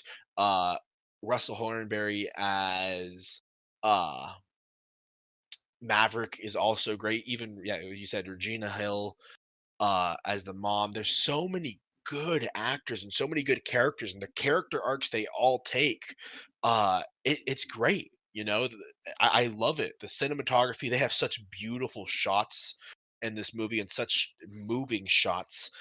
They executed exactly what they're trying to do. Like they really they brought the tension, they brought the heat to this movie. It's intense. I thought at the end of the movie we were going to get one of the most tragic scenes in all of cinema, and I was like, "Fuck, they can't do this, man. They cannot do this." Exactly. I don't want to spoil it, but you know exactly what scene I'm talking about if you've seen the movie. Dan, you following Yeah, the definitely. the hate you give little infants fucks everybody, and they really capitalize on it, and they bring the movie full circle by the end, and I was just like, "Fuck, man." Fuck. They executed perfectly. They've got great fucking music in the movie. Originality, I'd honestly give them a point because this has been a tried topic in a few films, but I don't think any film has ever done it this well. Uh, and I think they really killed it. The movie never skips a beat. You're always on edge of your seat, really into it. The script has some bad writing at some points, but overall, it does really, really well. Uh, and I think the screenplay is better than the script in that sense. But there is some poor writing in the script. But the actors do it well with what they got. The special effects are great, and the story is just amazing. I think with all things The considered, special effects, I mean, yeah, there's not too much. With all things considered, this one is gonna be an 8.9 for me. It's outside of a 9. It's not quite a 9, almost there. But this one's an 8.9 out of 10 for me. I loved it. I've been waiting to review this movie for so fucking long. If you want an emotional movie, if you want a movie that's gonna make you think, if you want to cry, watch this movie. this is it. Yeah, this is it. Does this sound like something you would want to watch, Chase? Yeah, it is. I actually wanted to watch it today, but I just didn't have the opportunity to. You should. You should. There's I so much will. we haven't talked about, and we didn't spoil the big plot points because it's intense. It's fucking intense. It's great movie. Recommend it for everyone to go see. It's a good movie to watch with your family too. With how contentious things are getting in today's days and age, especially if you're a white person, sometimes it's really good to see other people's perspectives. And this movie, it puts you in someone else's shoes. It does it, and it kills it. Dan, All you want to right. introduce this next? Or Chase, you introduce the next one. Yeah, I was gonna say, I feel like Chase is. Yeah, Chase didn't watch this movie, so he didn't get to talk too much about it. But he can That's introduce okay, this next one. guys. All right, so this week, 20 years ago, a film that started the newest horror genre, the Blair Witch Project, came Mhm. out. I don't even know where to start with this movie, except for all I can say is it scared the shit out of me when I was a kid, thinking it was real. And I hate horror movies, and I this thought is it one of was the real up reasons until like why. a decade ago. I thought it was real up until like Paranormal Activity came out. Well, I guess we could go into other things about it, but one thing I was reading up on about it last week was how the marketing for this movie back in 1999 is they kind of just like advertise it as, hey, we found this camera out in the woods in Yep. Maryland and we're turning it into a film. And like, this is before the days of IMDb, and you could just look online and see that these Mhm. are actors, even though they're small time. I remember that completely because my parents would never let me watch this movie because they're like, "No, it's Hmm. real footage. You could not watch this movie." Yeah. And my parents bought it. You know, my tias and tios, they bought it. Like everyone fucking bought it because it had never been done Mm. before. Did you read how it was like actually filmed too? Like what the director would do? Yeah. You, So they he was base, fucking with them, right? yeah, Yup. yeah. The producers were. They would send them out into the woods, give them cameras, tell them what to do basically with like notes before they went, and they would just fuck with them. And their Mhm. reaction, most of the reactions are genuine. Yeah. Which did both of you guys actually rewatch this? I was not able to rewatch this movie today, unfortunately. Not having I time. So watched it I a few just months watched ago. it. I just watched this like right before this, and there isn't really that many like moments of like scare. And when I mean that, I mean like there isn't that many moments of jump or like anything Mhm. Hmm. crazy happening. It's all really just build up It's and the unknown. suspense. It's the Yeah. fear of the Yeah, unknown. there's Yeah. You only like never. one scene where they're getting terrorized inside the tent, and she hears like noise outside of it. And then there's the other scene where she finds like the finger. Hmm. And other Mhm. than that, there's not really anything else that happens. It's just like them in the woods freaking out. It's super intense. Yeah. Yeah, and that just shows how good the suspense is because there's not like anything really popping out at you. It's just such an eerie, suspenseful, like, like it's just one of those things where it's like such a buildup. And I've talked about this a few times before in the podcast. Well, the unaired episodes of the podcast. If we ever air them, that's gonna be awesome. But I'll talk about it again. This movie just does such a it's exactly doing exactly what Dan's talking about. Just like the fear of the unknown, that Lovecraftian type horror, where like it's like how Bird Box is scary because you don't see the monster. You know, it does so well when the music is eerie and you have no idea what's coming up next. And the entire movie's like that. And this set the genre.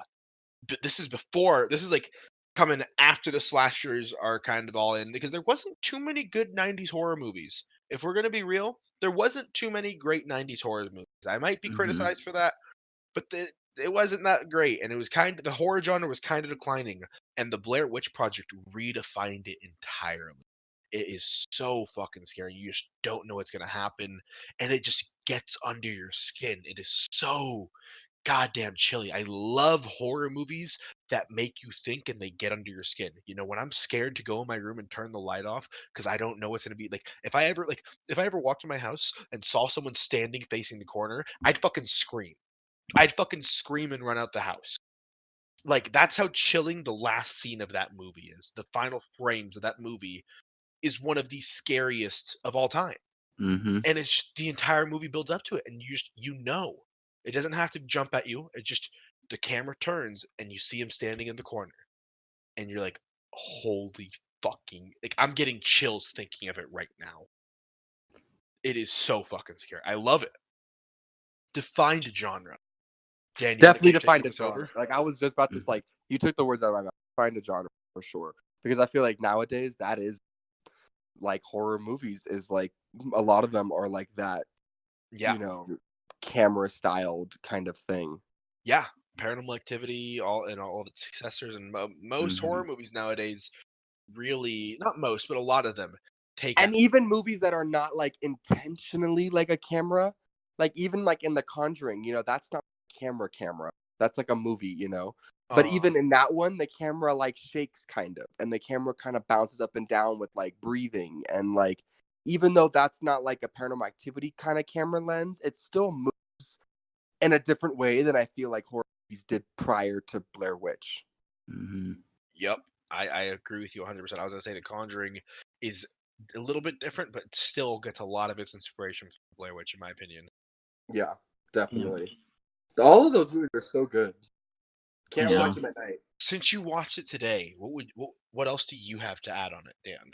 So one thing that I thought was really interesting was they don't even like I feel like this part of the movie gets like forgotten about, but there is like really really good like we're like what's the word I'm trying to use? Like the relationships between the three campers evolves so much, and I feel like you don't really know. I feel like that's the part of the movie that when people think of Blair Witch, they think of the scary parts. And Yeah. I was like, I forgot how in depth their relationship gets, and just the one guy, his turn to madness after Yeah. being in the forest for so long, They start Mhm. turning on each the other. way he starts interacting with the other two, yeah, and they start turning on each other, and just their whole dynamic is a really interesting look at like when you're put in this survival of the fittest kind of state, no one fucking matters. You know what I mean? Like if it comes down to it, everyone's your enemy. And I thought that was really interesting how they explore that. Once it comes down to it, like your friends that you might have had for 10 plus years are no longer your friends anymore. You know, like You can't it's trust them, and like when you're going mad in the woods like that, like you can't trust them. exactly. It's like survival of the fittest, and in your mind, the fittest. Like Yep, totally agree. that was one thing that I really like while watching it today. I really, as a kid and just throughout watching this film, never appreciated the storyline that is actually taking place. You know, the surface level is obviously the scary parts of it, but Yeah, then there's like a deeper level of writing to it, which I really, really appreciate. yeah. I have a lot of nostalgia going into my review, but like it's hard to not have nostalgia for such a defining Right, exactly. film. Like So should I start the generator for our next throwback? ooh, what do you? Well, what would be your review on this? Unless do you guys have much else to say about the movie? We're all I think we pretty much just discussed it. Yeah. Can I say two things? Yeah, go course. for it. One thing is we didn't go into it, but just the fact of what the budget was for the movie. Oh, nothing. $60,000. Okay. That little. Yeah, 60,000, and they Holy made fuck. $248 million on it. Has Which, there like, ever been a movie you'll that's done that well on that little? the only one I could think of would be just be the first Paranormal Activity. Would be, Damn. but this nothing like this will ever happen again. You'll never have a movie with this small of a budget make that much profit on it. It And took until the first Paranormal Activity to have anything close. exactly, and most of the Paranormal Activities, as they progress, they got more and more bigger budgets. And that was at least a decade later. Yeah. Oh yeah. 10 years later at least, and it's just crazy to like see that. But that's what I thought was just most interesting about the film, besides the horror aspect to it. And then we were talking about. I want to just mention one more part on the marketing. So I guess after the movie came out, so a bunch of people who I was reading this online, so a bunch of people who didn't see it in theaters, they were just like like in the streets of New York, they're selling little CDs of the movie, and you just put the movie into your DVD back then, and it would go straight to the beginning of the movie. There's no opening credits or anything, so Oh people my like fucking legitimately God. thought it was like a real film. Like, hey, bro, we got the recording. Just like watch. Yeah, exactly. And Was it on VHS or was there DVDs in that time? No, there's DVDs, but I think it may have been on VHS as well. 99. I believe, yeah, I think it was maybe a I couple years have it on later. DVD. I have it back from the 90s on DVD. Yeah, it's Wow, wild. interesting. Yeah. All right. So going back to the Blair Witch Project, rewinding a little bit, what would be y'all scores of this movie? Because we raved all about it. We got next week's throwback in the book. What will be your score for the Blair Witch Project, Dan? I would probably You give watched it today. After watching it today, honestly, I'd probably give the same score as The Hate You Give. 8.5. Like I feel like in its respective category, it was like the same Okay, I totally. in terms of like quality. Like The Hate You Give was an amazing drama movie. Like The Blair Witch is a really, really good like horror movie. They're equals in their category. Yeah, totally fair. Chase, what's yours? I would actually give it the same score as Dan. I think an 8.5 is very fair the movie. Sorry, I muted myself because I was typing right there. My score is probably gonna be a little bit higher. There is a little bit of nostalgia going into this, but I think my score goes so high because one, it's fucking amazing. Uh, I the fact that they're able to convince people that this movie isn't real for fucking years and years and years on end, not for like a little bit, no, fucking years, for decades, they were able to convince people this movie was fucking real. That is a feat, and that's just a testament to the acting and how fucking real it was, and the Was there characters. not like a premiere date or like a red carpet or anything? Uh, No, no, they just kind of dropped no. it. They just advertised it like we found it in the woods, and here it is. Come and see it on theaters. Yep. That's so genius when you think about it. Yeah, Yeah, it's never been done, and you and can't it'll do it never again. happen again. Yeah, not with the internet. No, you can't do it again. You instantly googling, did this happen? Did this happen? No, they took advantage of it. Cinematography, even with handheld cameras, they did really good. Best execution of any horror movie in the 90s. Uh, may or may not be a unpopular opinion. There's no real music, but the sounds are so fucking eerie. It is such eerie atmosphere, and it's Yeah, and it's also really eerie, like interviewing the town, yup, like before they get into the woods. Because I'm yup. assuming those are all like just actors too, Hmm. but they really make it seem like this is something that's been haunting their town, and it's like it just adds so much, to the story. I think this is one of the most original horror films of all time. Uh, with a slow burn, and it's scary and great script, screenplay specifically, uh, and honestly, good special effects for such a small budget. And Yeah. enough. The special effects made it seem like real, and such a good story. It is absolutely amazing. Off the cuff, this one gets a 9 out of 10 for me. Uh, it's one of the best horror films of all time. Uh, Ooh. and then comparing it to my other movies in the top 10, uh it's not as good as some other horror films. For me personally, it gets a 9.0. Like, I love it and I would give it a 9.0 regardless, but it deserves it because of uh its achievements in pop culture. I'd give this one a solid 9.2 out of 10. Great movie. Great movie. It's not above the 9.5, but a solid 9.2 out of 10. Nice rating. Yeah, the Blair Witch is one of the best horror films of all time, in my opinion. It's up there with like The Exorcist and shit, and The Shining. Let's move on to our new movie reviews. All right, Frankie. I think you and we could keep this like under 2 minutes. Yeah, I Yeah. think this can be a pretty simplified explanation. So All right. this week we decided to watch the brand new Netflix summer movie action blockbuster, and I can guarantee you those fucks at Netflix aren't going to be comparing the stats for this to a real box office movie because it I love how fucking you just sucked. describe that too. Like the next summer Netflix Yeah, movie it was blockbuster. amazing. Like, fuck Netflix for doing that shit. Call me Steven This was the Spielberg all movie you with want. Anthony Mackie that wasn't good. Surprisingly enough, Yeah. it's Point Blank with Frank Grillo and Anthony Mackie. It's about a nurse it's a remake of a 2010 French film, the exact same premise. It's about a nurse whose wife is like pregnant, about to give birth, and he gets in the care of Frank Grillo, who is involved in the drug, or not the drug, but in like the criminal underworld in some way, and you don't really know at the beginning.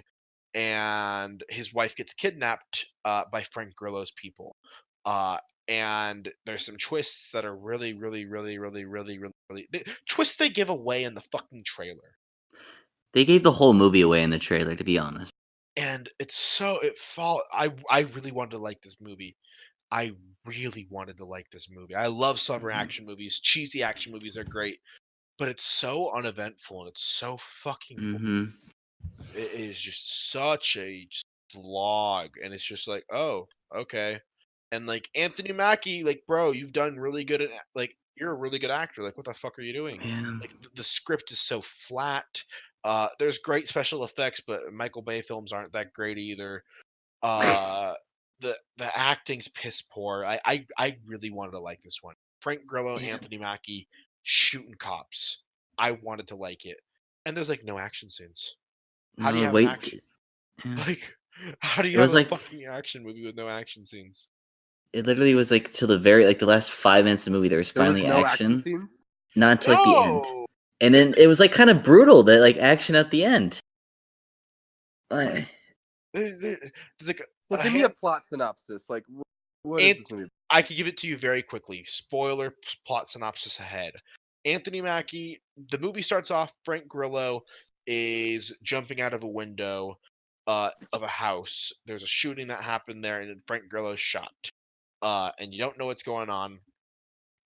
And he tries getting to it, and it starts off promising. He tries getting into a getaway car. He gets hit by a car like right next to his getaway car, gets taken to the hospital, and the cops are like, "We got him. This is the guy who killed our man."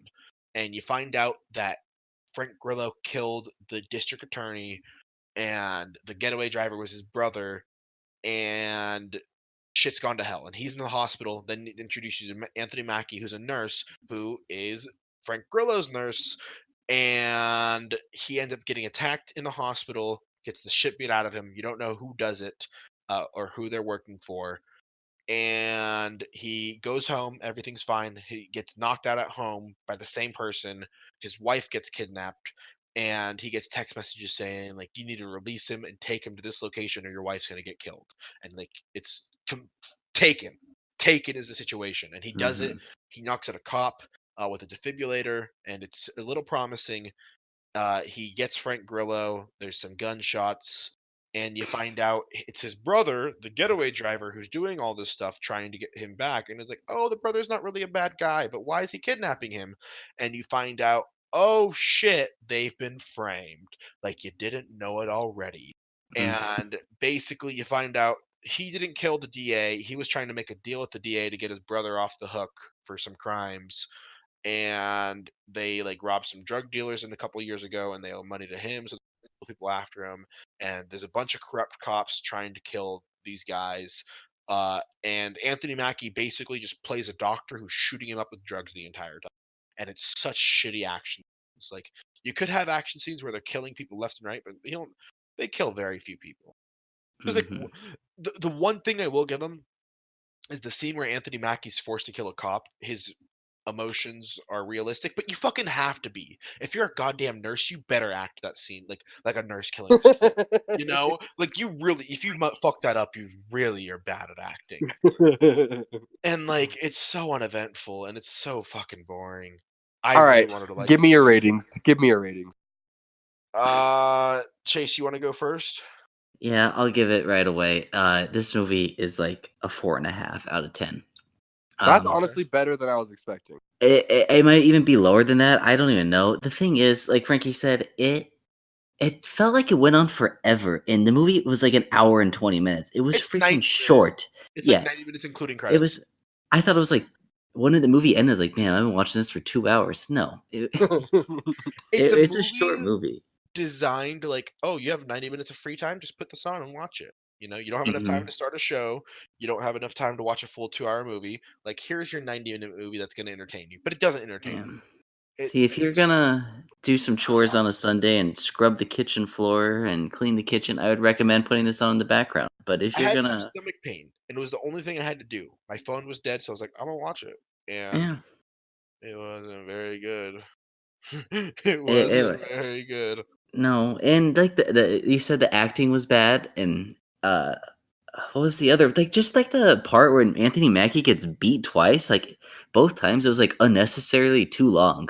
Like the guy Yeah, beat the crap out of him in in the hospital, there's a lot of and then hand-to-hand combat in the movie, and it's not very yeah. good. No, and then when he goes home, that guy beats him in the head twice. It's like, was that necessary? There wasn't good fight choreography. There It wasn't was good just not special. good, dude. I did like the Big D character solely because he's a movie buff. Like he's the drug dealer they had robbed is like this guy who's obsessed with crime movies, and he ends up helping them because plot. And the way they end up getting in to get his wife is he like directs a movie scene in his head when he's like really just sets a car on fire. That's probably like the funniest part of the movie and one of the only redeeming qualities, just Yeah, because it's a movie. Like this guy just quotes movies. and that's all he does. Yeah, no. And he's pretty funny. I liked when he asked him, "How many kids do you have?" 8. He said, "I can't even pull out of a parking spot." Yep. Only like very unoriginal lines, but the actor does well. But my God, yeah. So your final rating's of 4.5? 4.5 out of 10, not out of 5. Damn. Yeah. So mine is gonna be slightly higher, because like it wasn't very good critically. Slightly higher. Uh, all things considered, the acting's trash, the character's trash. Cinematography's nothing special. They did terrible in the execution. They've got good music. Extraordinarily unoriginal, extraordinarily terrible pacing, extraordinarily terrible script, good special effects, bad story. It's getting a 4.7.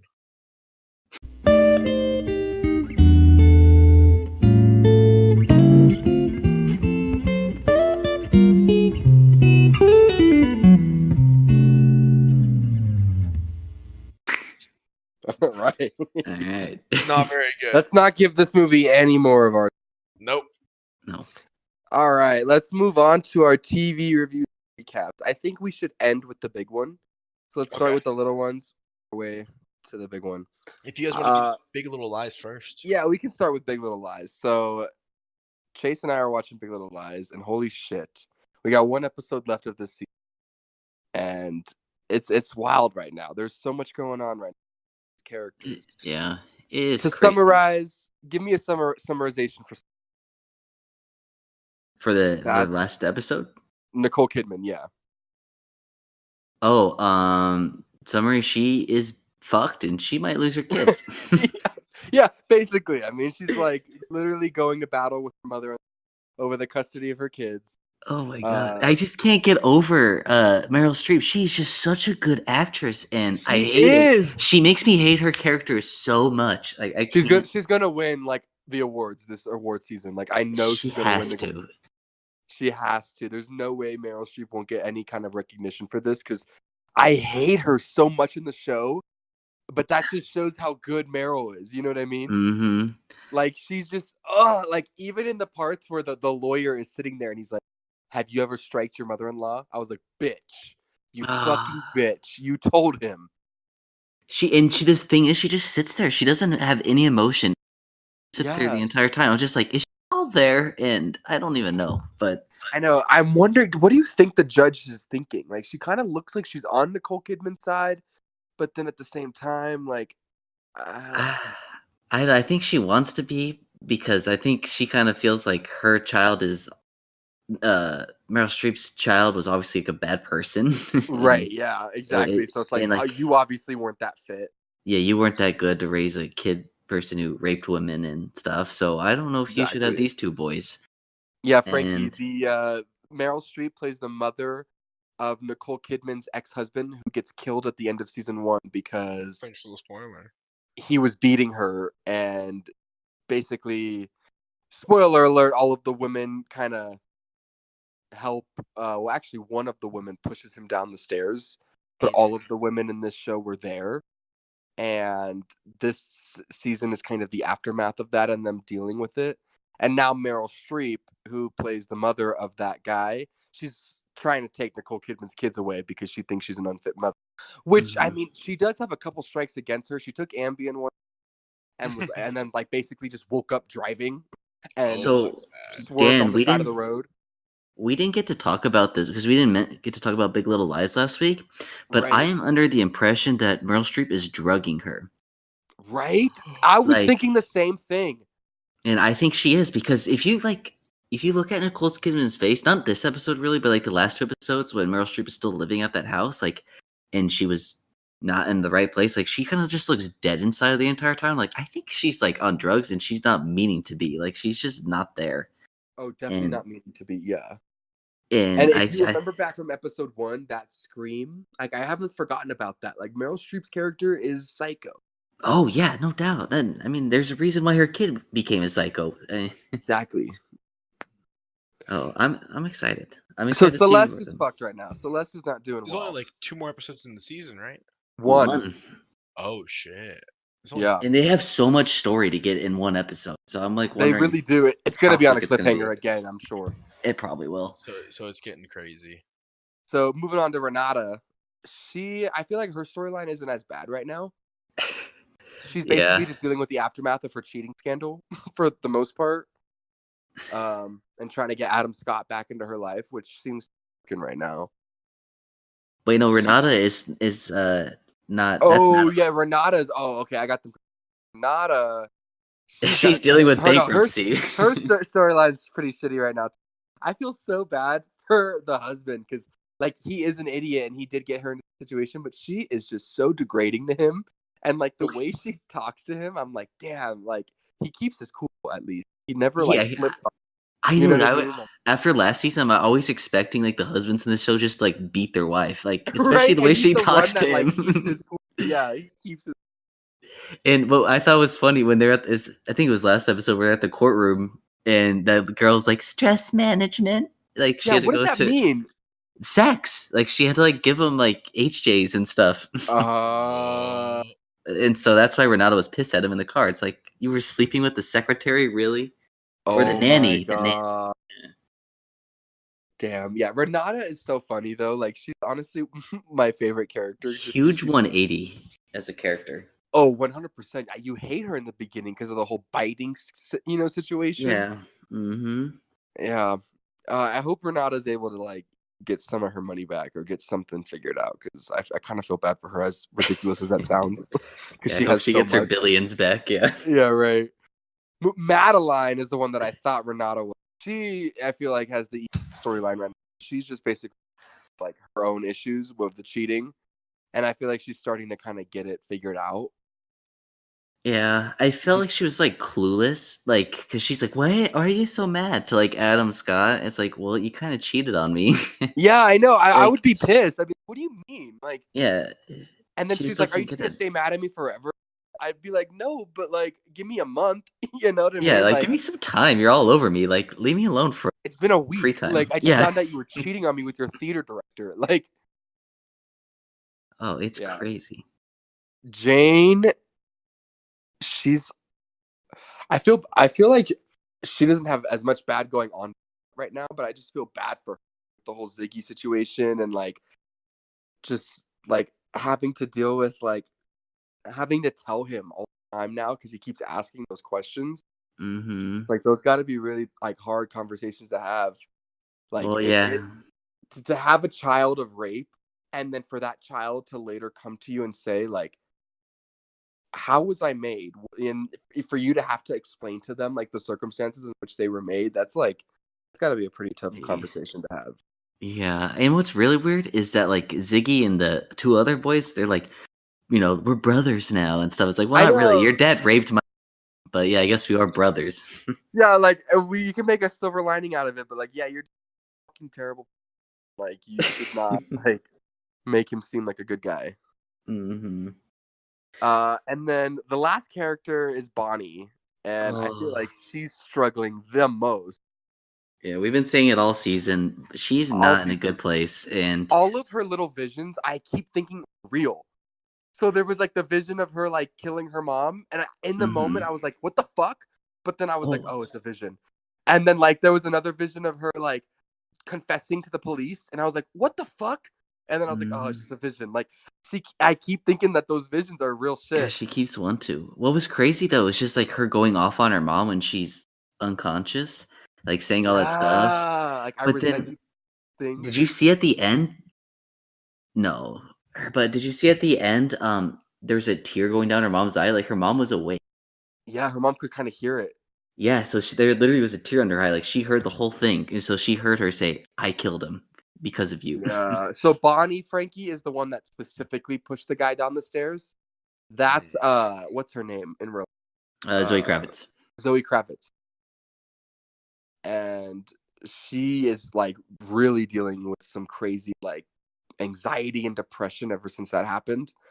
And she keeps having these like visions of her like just doing crazy shit.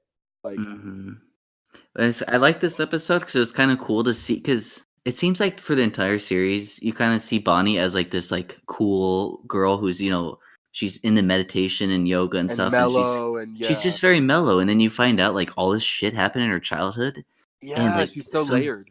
Yeah, and see, she just kind of pushes it away, and she's like able to be like you said, just a mellow human being. But then it comes out like she fucking hates her life. Oh, and did you catch how she said that she wasn't in love with her husband? Yeah, like I married a man, and then she like stopped herself, and like, I was like, oh shit. I was like, don't finish, don't stop. You need to finish. Yeah, no, keep going. I'm listening. Yeah, keep going. I need to hear the tea. Yeah, I feel like they foreshadowed it this last episode. 5 witnesses, one of you is bound to crack.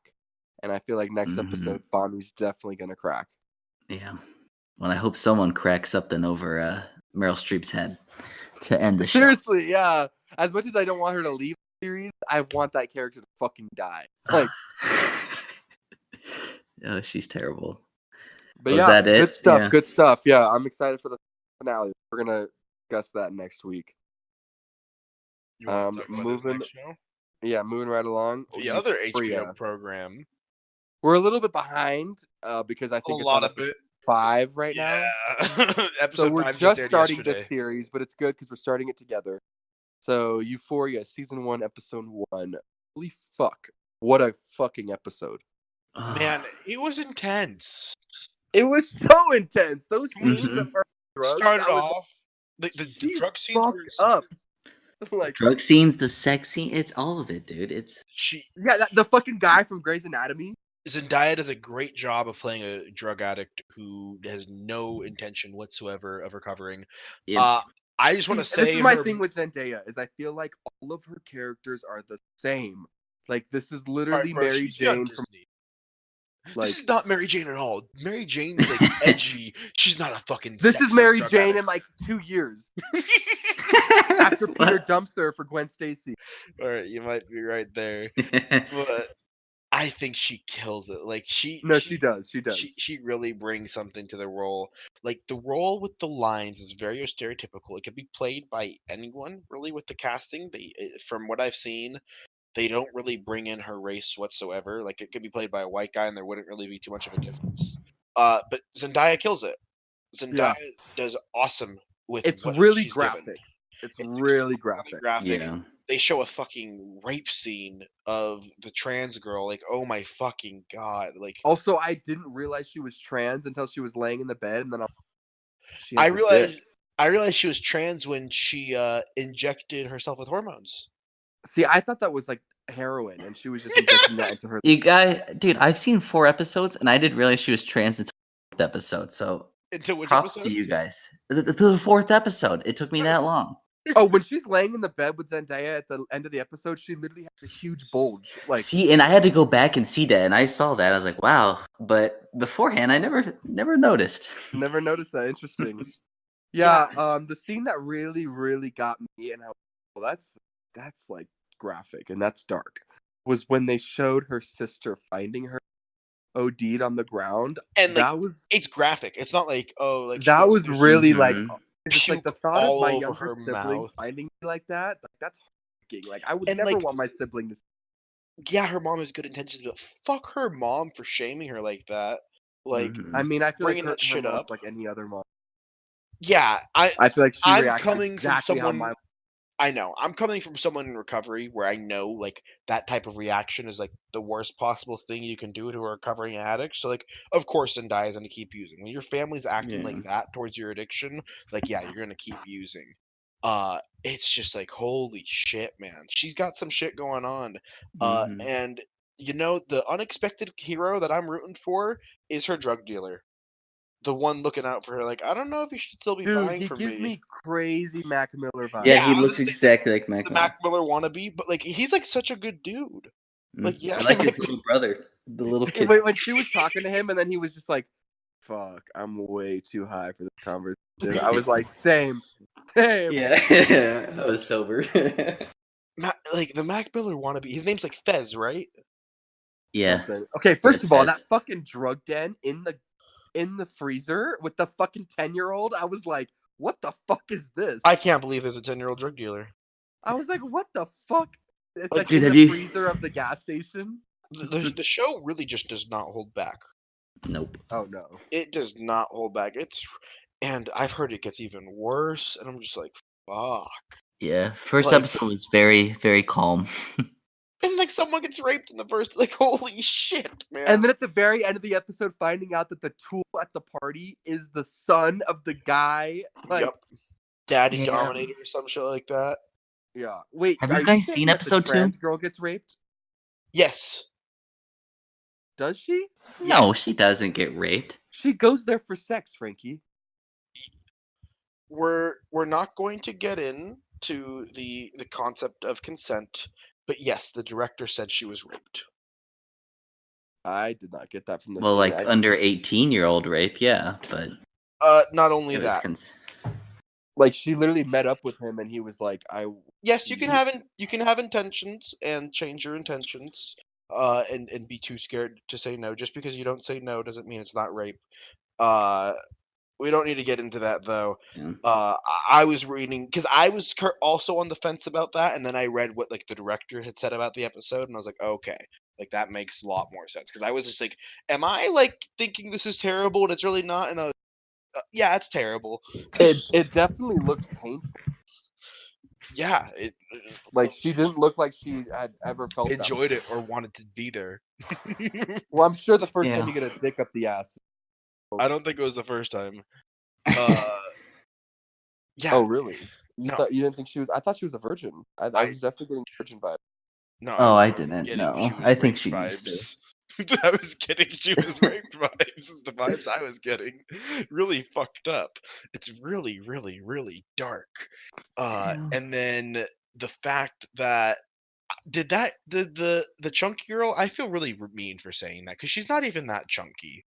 But Oh, that scene was really like sad. Yeah. Did she have a threesome? Like. No, but she just was so degraded, and you could tell she just like took it because she just wanted to be accepted. And it's like they're all Yeah. sad, and guys are just assholes in high school. Yeah, they are. This show is a little excessive because this reminds me more of college than high school. Because my high school experience was not Really? like this whatsoever. No, my high Your school. college experience was like this? Yeah, I was like, what? Dude, what college did you go to? the drugs and the parties and stuff like that. And You did not do even near what Zendaya. I didn't say I did this. I'm I saying don't even know a single person who did. Yeah, I don't know a single person that was just like shooting heroin. Actually, Yeah. when I think about it, I know some people in high school. It was like the straight A kids who would like do heroin in high school. It was weird. I knew a lot of kids in high school. You see, I barely knew anyone in high school. This show very much like it doesn't really feel like high schoolers would do this. But like I'm still I knew a into it. lot of kids in high school. It's the cool kids high school. We didn't go to those ones. I know, right? I've seen a lot of complaints online, like, who the fuck's this show for? Like, no one acts like this in high school. I was like, I think some people do, but like more off, like, I think this is more of like people like how freshmen act in college. You know, just going crazy, partying, getting yourself into bad situations, doing drugs you're not supposed to be doing, getting addicted, that type of shit. Zendaya does a really good job of playing a drug addict. I'm not excited for this thing to get even darker, but I'm gonna keep powering through. I hope I enjoy it. You know, I like dark Yeah. shit. I recommend watching it in the daytime. It makes you feel a little better.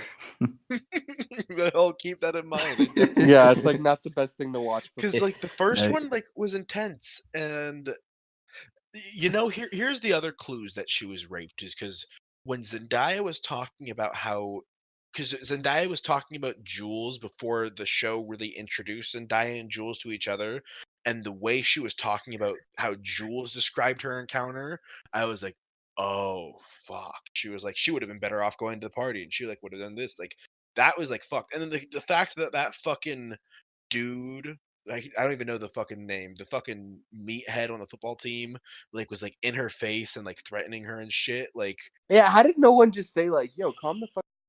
Like that wasn't It's even like, his oh, that's house. Billy. He just gets angry sometimes. like Yeah, right. That was like Zach Gomez. it was really it was intense.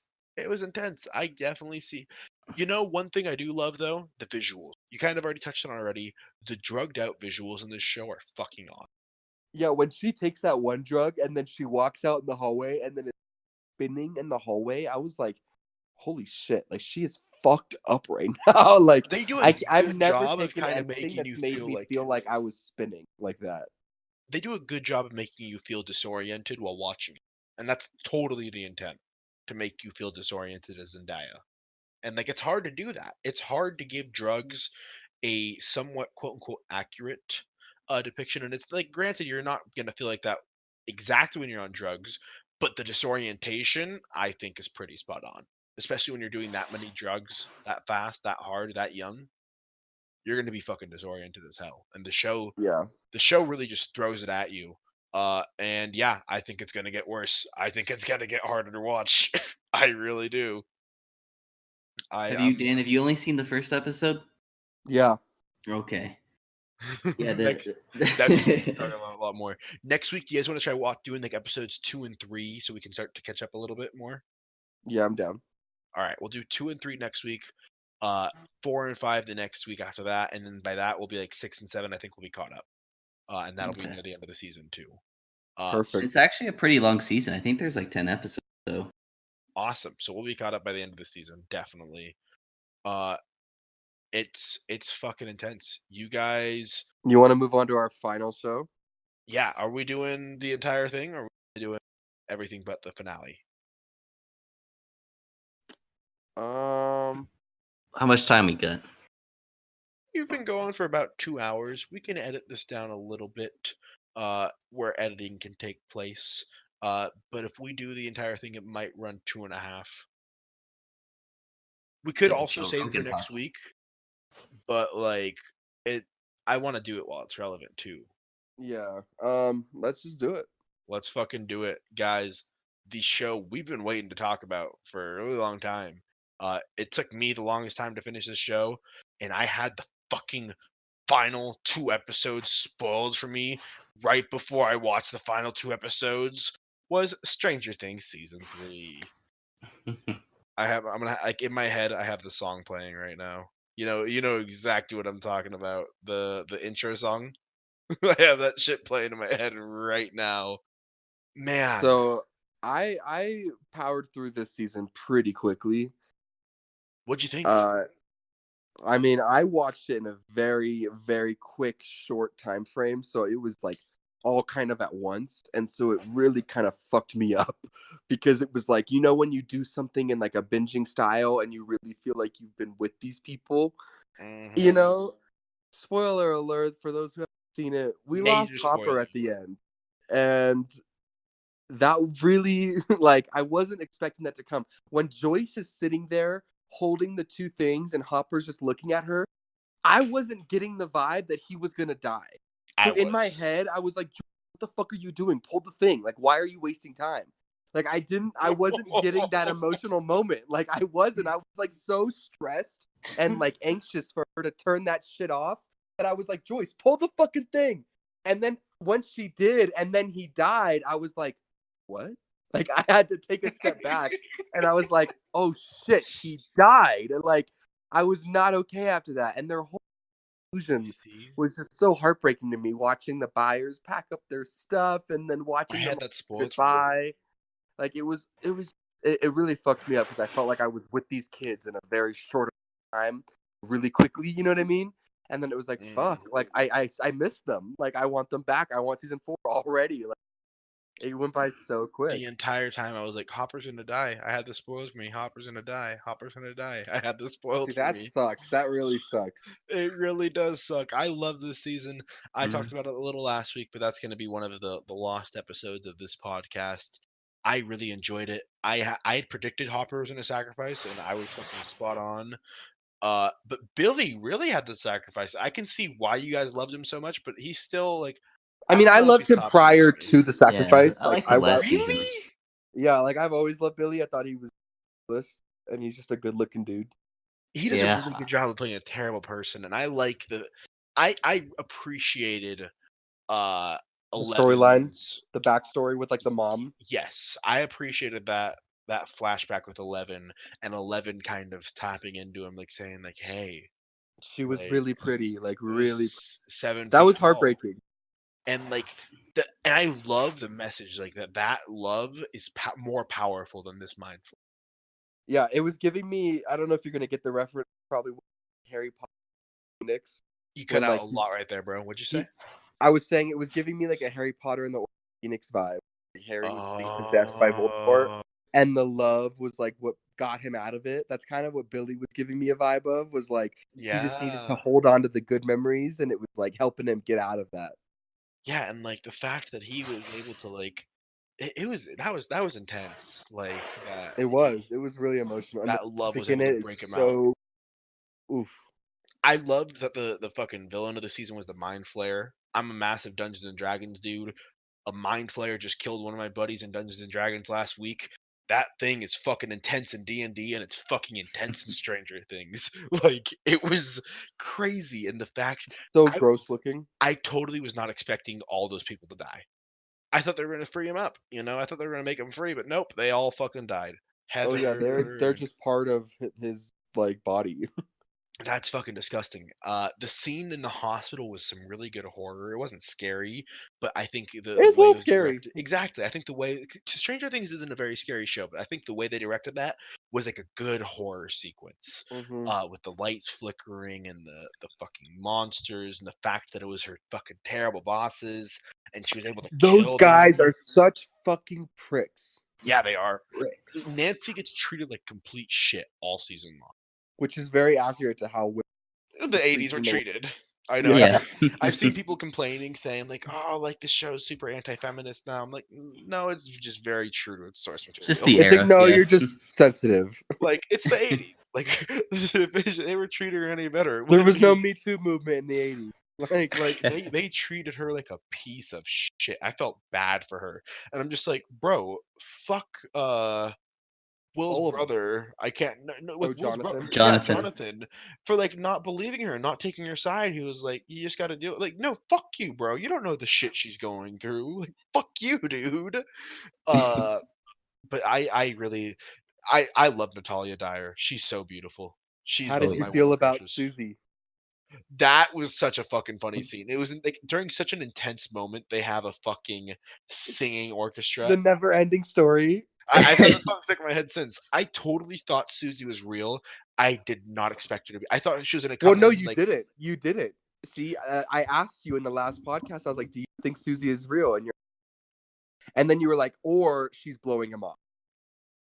I thought I said yeah. She was like blowing him off. Like I thought Yeah, she's that's what it ghosting him. was. Yeah, she was ghosting him. Cause like I don't think Dustin's the type to just make up someone. I totally did No. not expect her to come up in the climax of the season though. I thought she was gonna be like in an epilogue, like in the months after, like, oh, here's Susie, guys, told you she's real. No, like she's like the key to this season. I'm like, damn. No, she was the only one that could like. I don't even know what they Plank's were talking constant. about. Smart. Yeah. Yeah, they're getting Plank's constant, and Susie, of course, knew it, and she has to fucking do a duet with Dusty Bun. I did think she was actually going to be hot. Like, I did think that it would be perfect for Dustin to actually get like a hot girl. So when I saw her, I was like, ah, I was kind of hoping she'd be hot so he could like show all his friends. Uh She's huh. so hot. He got She's like a kind of like nerdy the cute pod girl. of the friend group. Like, I know, right? Just getting the hot bitches. He got yeah, a nerdy. knows how to treat them right. She's good for Dustin. She's Oh yeah. good for Dusty Bun. But I like the never-ending story. I'm bummed that fucking Twitter spoiled for me that Robin is a lesbian. Because that scene was really good. I think Maya Hawke did That was great. spoiled for you. Yeah, I told you that last week. That reveal was spoiled for me. Like Everything's weeks ago. spoiled for you on Twitter, Frankie. Yeah. Well, no, that was the only thing spoiled for me on Twitter. Everything else is spoiled Game for of Thrones. motherfuckers texting me what happened. They're like, I can't go to the fair because what they did to my boy Alexi. And then the next episode, they're at the fair. I'm like, God damn, what's gonna happen to Alexi? And I knew what Oh was gonna yeah, I happen. felt so bad for Alex. I He felt was so so great. bad. I loved that character. I love. And He was great. motherfuckers, my motherfucking friends spoiled it for me. And then I was like, fuck you. And I was going off on them. And they were like, oh, you think that's bad? Wait till you see what happens to Hopper. And then I spoiled the Red Wedding for them. Because I was like, you're watching Game of Thrones, you're on season 2? Well, fuck you. Fuck you, man, for spoiling this shit for me. I liked it. How would you guys compare it to other seasons of Stranger Things?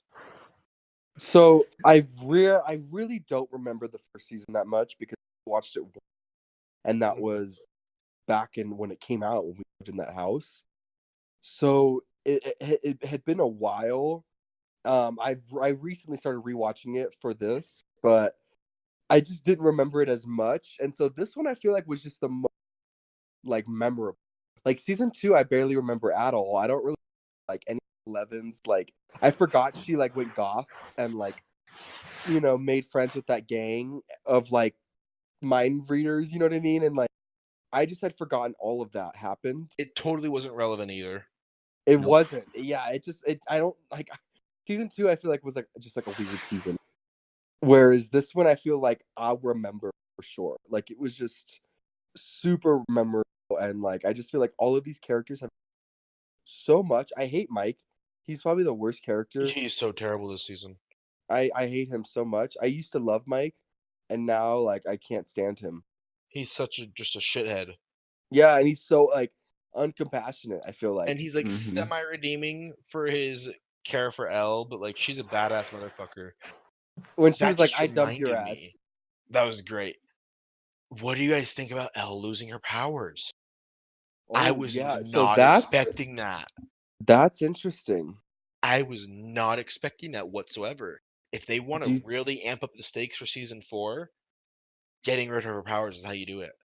Do you think Will has powers and he just doesn't know how to use them? Probably. No, I don't see do. the show doing that. Like it could be, but I think that'd be kind of fucked up to just take it from the badass and just give it to the kid who got fucked up. He got the shit out of the sick this season. I think Elle's not going to get her powers back until like close to the series finale because apparently season 4 may be the last season. I could see her getting her powers back close to the end of the series finale. But I think it's really good if they want to raise the stakes because how high can you raise the stakes when you have a fucking superhero team? Yeah, exactly. And you're bringing back the Demogorgon. We'll talk about that in a sec. You're bringing back like the badass motherfucker, and your trump card isn't there anymore. And like that's intense. I felt super bad for Elle and her reaction to losing Hopper, and reading that letter was Oh, the so letter. heartwarming. Oh my god. Heartwarming, but heartbreaking at the same time. Yep. Like, it's just so sad. The whole situation. I'm glad I didn't have like Hopper leaves him around. If I had that spoiled for me too. Yeah. It was good. It was really, really good. I liked this season. I definitely liked it more than season 2. I was not the biggest fan of season 2. I didn't dislike it, but I wasn't excited for season 3 because of season, you know. And I honestly think it's better than season 1. I think this is the best season of Stranger Things yet, which is kind of surprising for a sequel. It's kind of hard to I get would sequels agree. done this well. I would agree that it's the best season yet.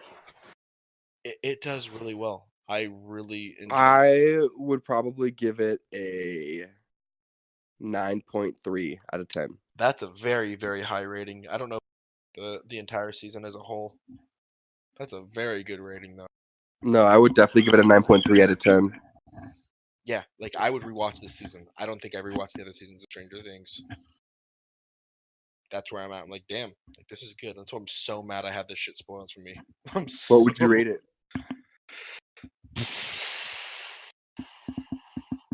Off the top, probably like an 8.7, 8.8. That's fair. It's not quite in the 9 range for me. I thought it was definitely 9. But see, season 1 and 2 are definitely low, like 8s. Okay. Really? So I think that it did a huge jump, in my opinion. That's like a huge impressive. jump. I would probably give season 2 like an 8.1, and then season 3 like an 8.4. You see, season 2 would get like a 7.9 or 7.8 for me, and season 1 will get like an 8.3. Yeah, I would probably give season 2 like an 8.1. Okay. So pretty low. But this one I feel like just leaped so far. Yeah, low comparatively, because 8.1 is still not a bad score. But no. So what I liked about this season compared to the previous 2 was just there was more like action in it and more, special effects that you didn't see in the first 2 seasons, especially like season 1. It was kind of really slow until like the last like episode or 2. But it was still really good. It was suspenseful. You didn't know what was going to happen. And that was what made the show great the first time around.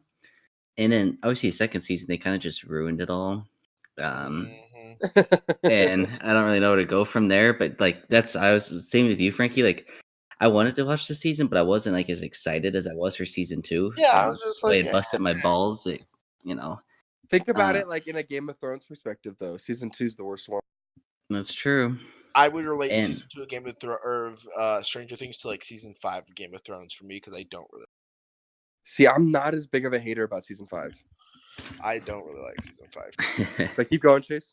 So basically, I really liked the third season. I thought it was great. I loved the special effects. Like every single episode had something cool in it that you didn't get to see the previous 2 seasons. I thought the storyline was great, and like, who gave it a 9? Is that you, Dan, or is Me, that you, yeah. Frank? Yeah, I would probably give it a solid 9 out of 10. I think it was awesome. I think I would even give like the first season like an 8.7. Like I think it was really good. But the second season, I'm with you, Frankie. It's like a high 7s. It's not that good. Yeah, I enjoyed it. I think I think we all are kind of unanimous on this is the best season of Stranger Things. That's Mhm. good. Show of the summer for sure. Yeah, that's very good for a season 3. I could talk about this all day, but we're starting to come pretty late on time, so let's get to this top 3. Yeah.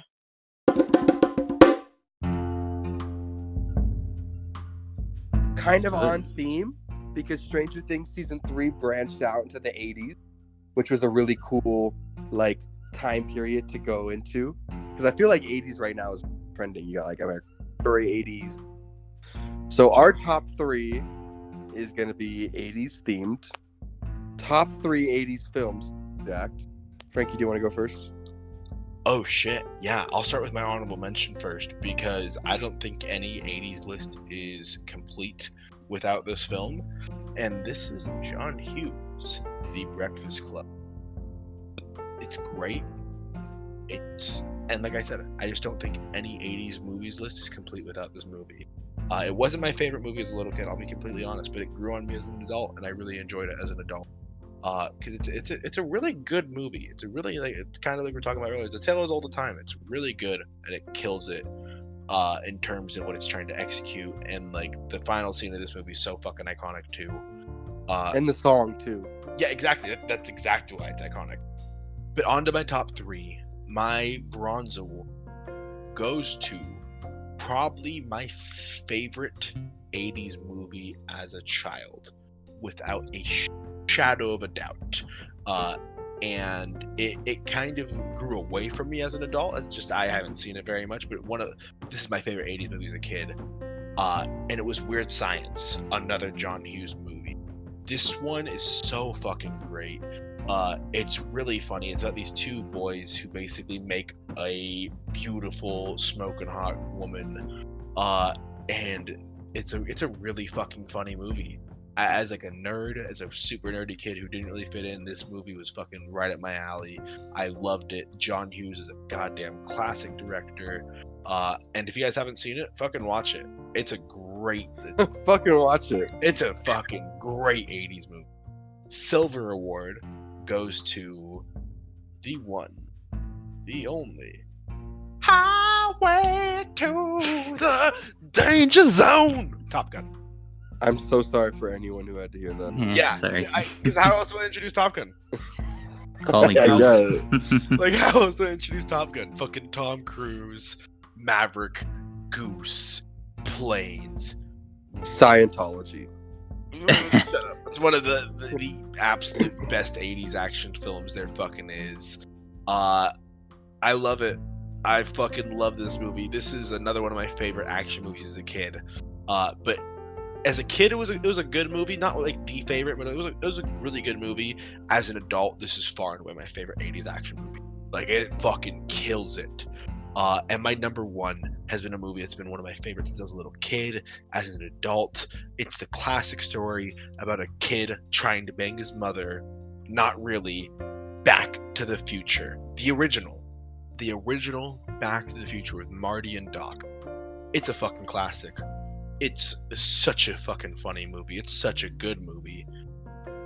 And like, it's fucking funny. Like, I just can't say it enough. I really can't say it enough. Like, the premise of the plot is this guy gets thrown back to in the past, trying to get back to the future, and like he's trying not to bang his mother.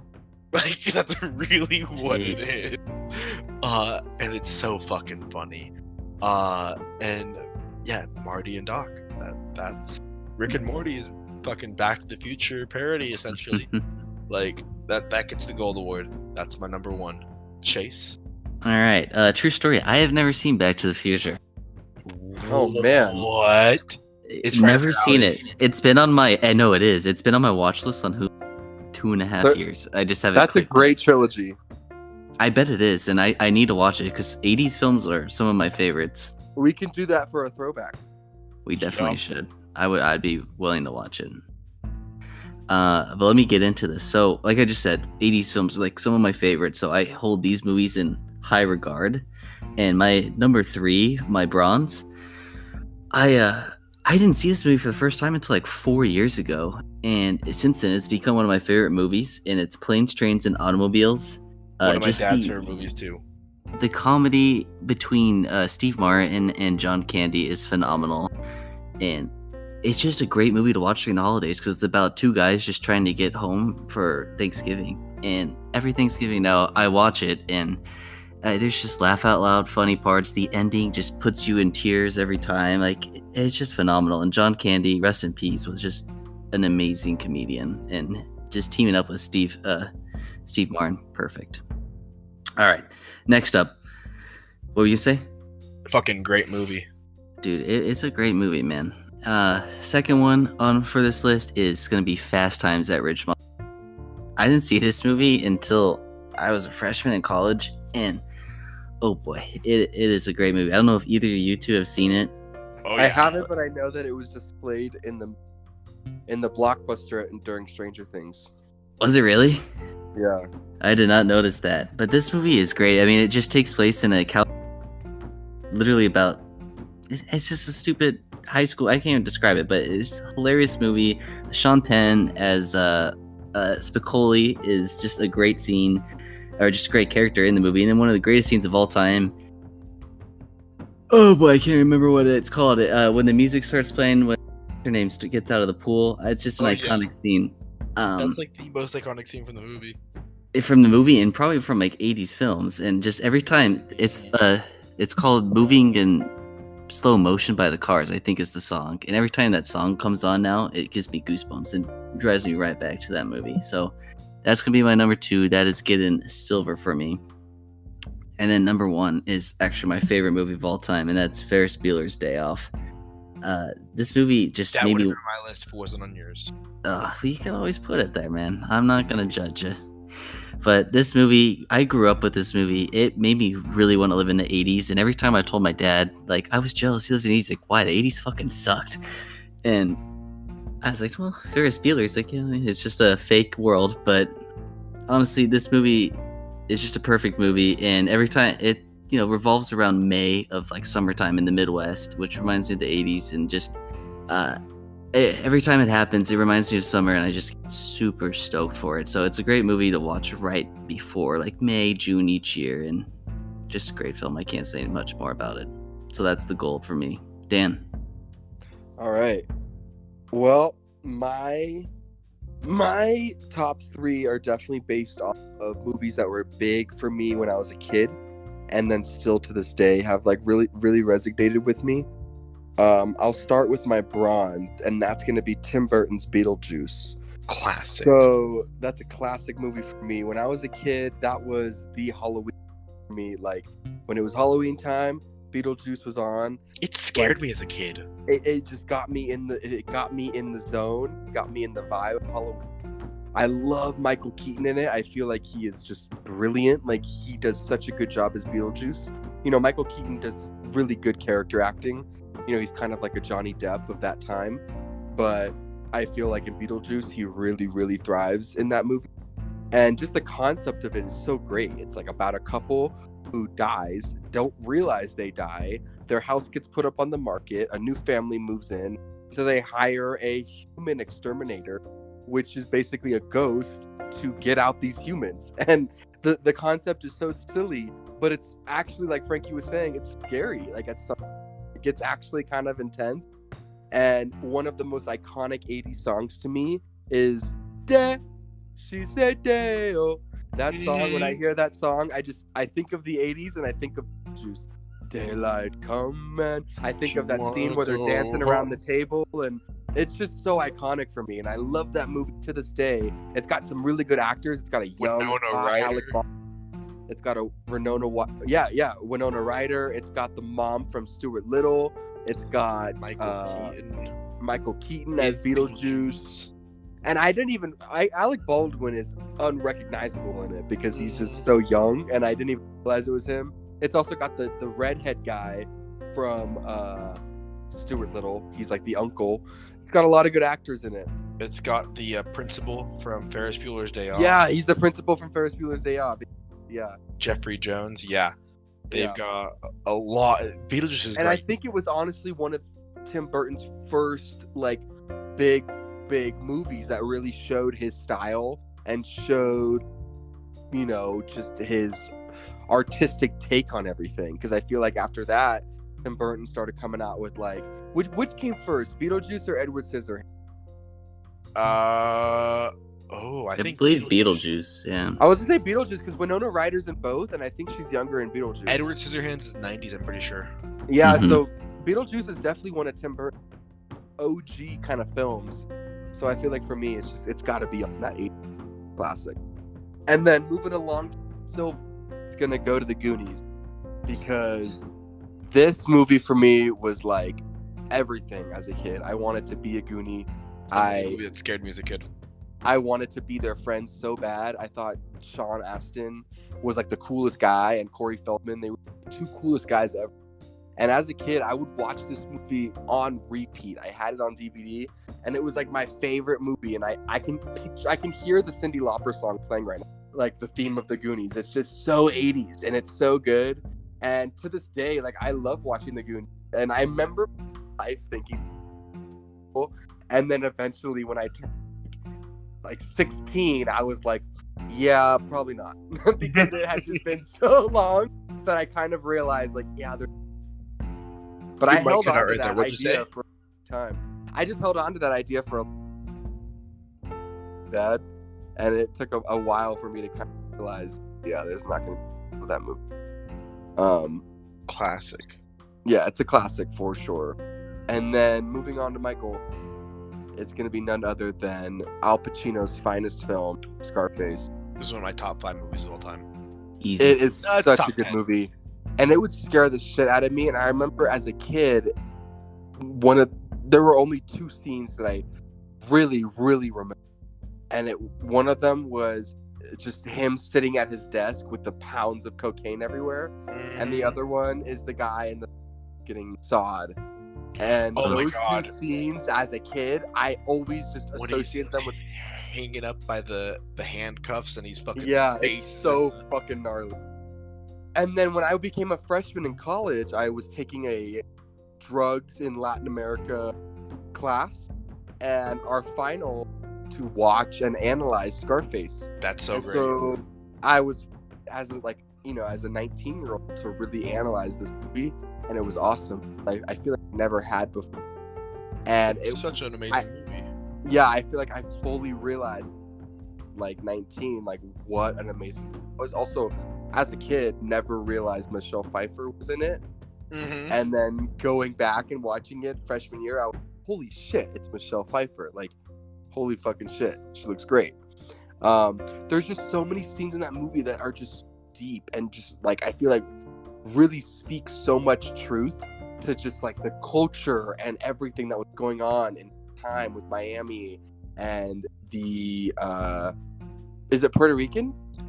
No, Cuban, yeah, it's the Cubans, yeah. And the one scene that like to this day kind of haunts me is when Tony accidentally kills his sister. Oh my god. It like to this day she's in the room and she's like, I feel like anyone with a sister, that's what, because like how can you imagine going to such a low place that you can't even like see your sister? You know what I mean? Like that to me is just heartbreaking, and the fact that his relationship with his best friend is heartbreaking, but then his relationship with his sister is heartbreaking. I mean, fuck his best friend because he's his sister, but you know, it's all really heartbreaking. And I feel like Scarface on the outside is like, you know, a drug kind of action movie, but to its core has a lot of really heartbreaking stories. It's an epic crime film. It's on the level. It's an epic crime film. Yeah.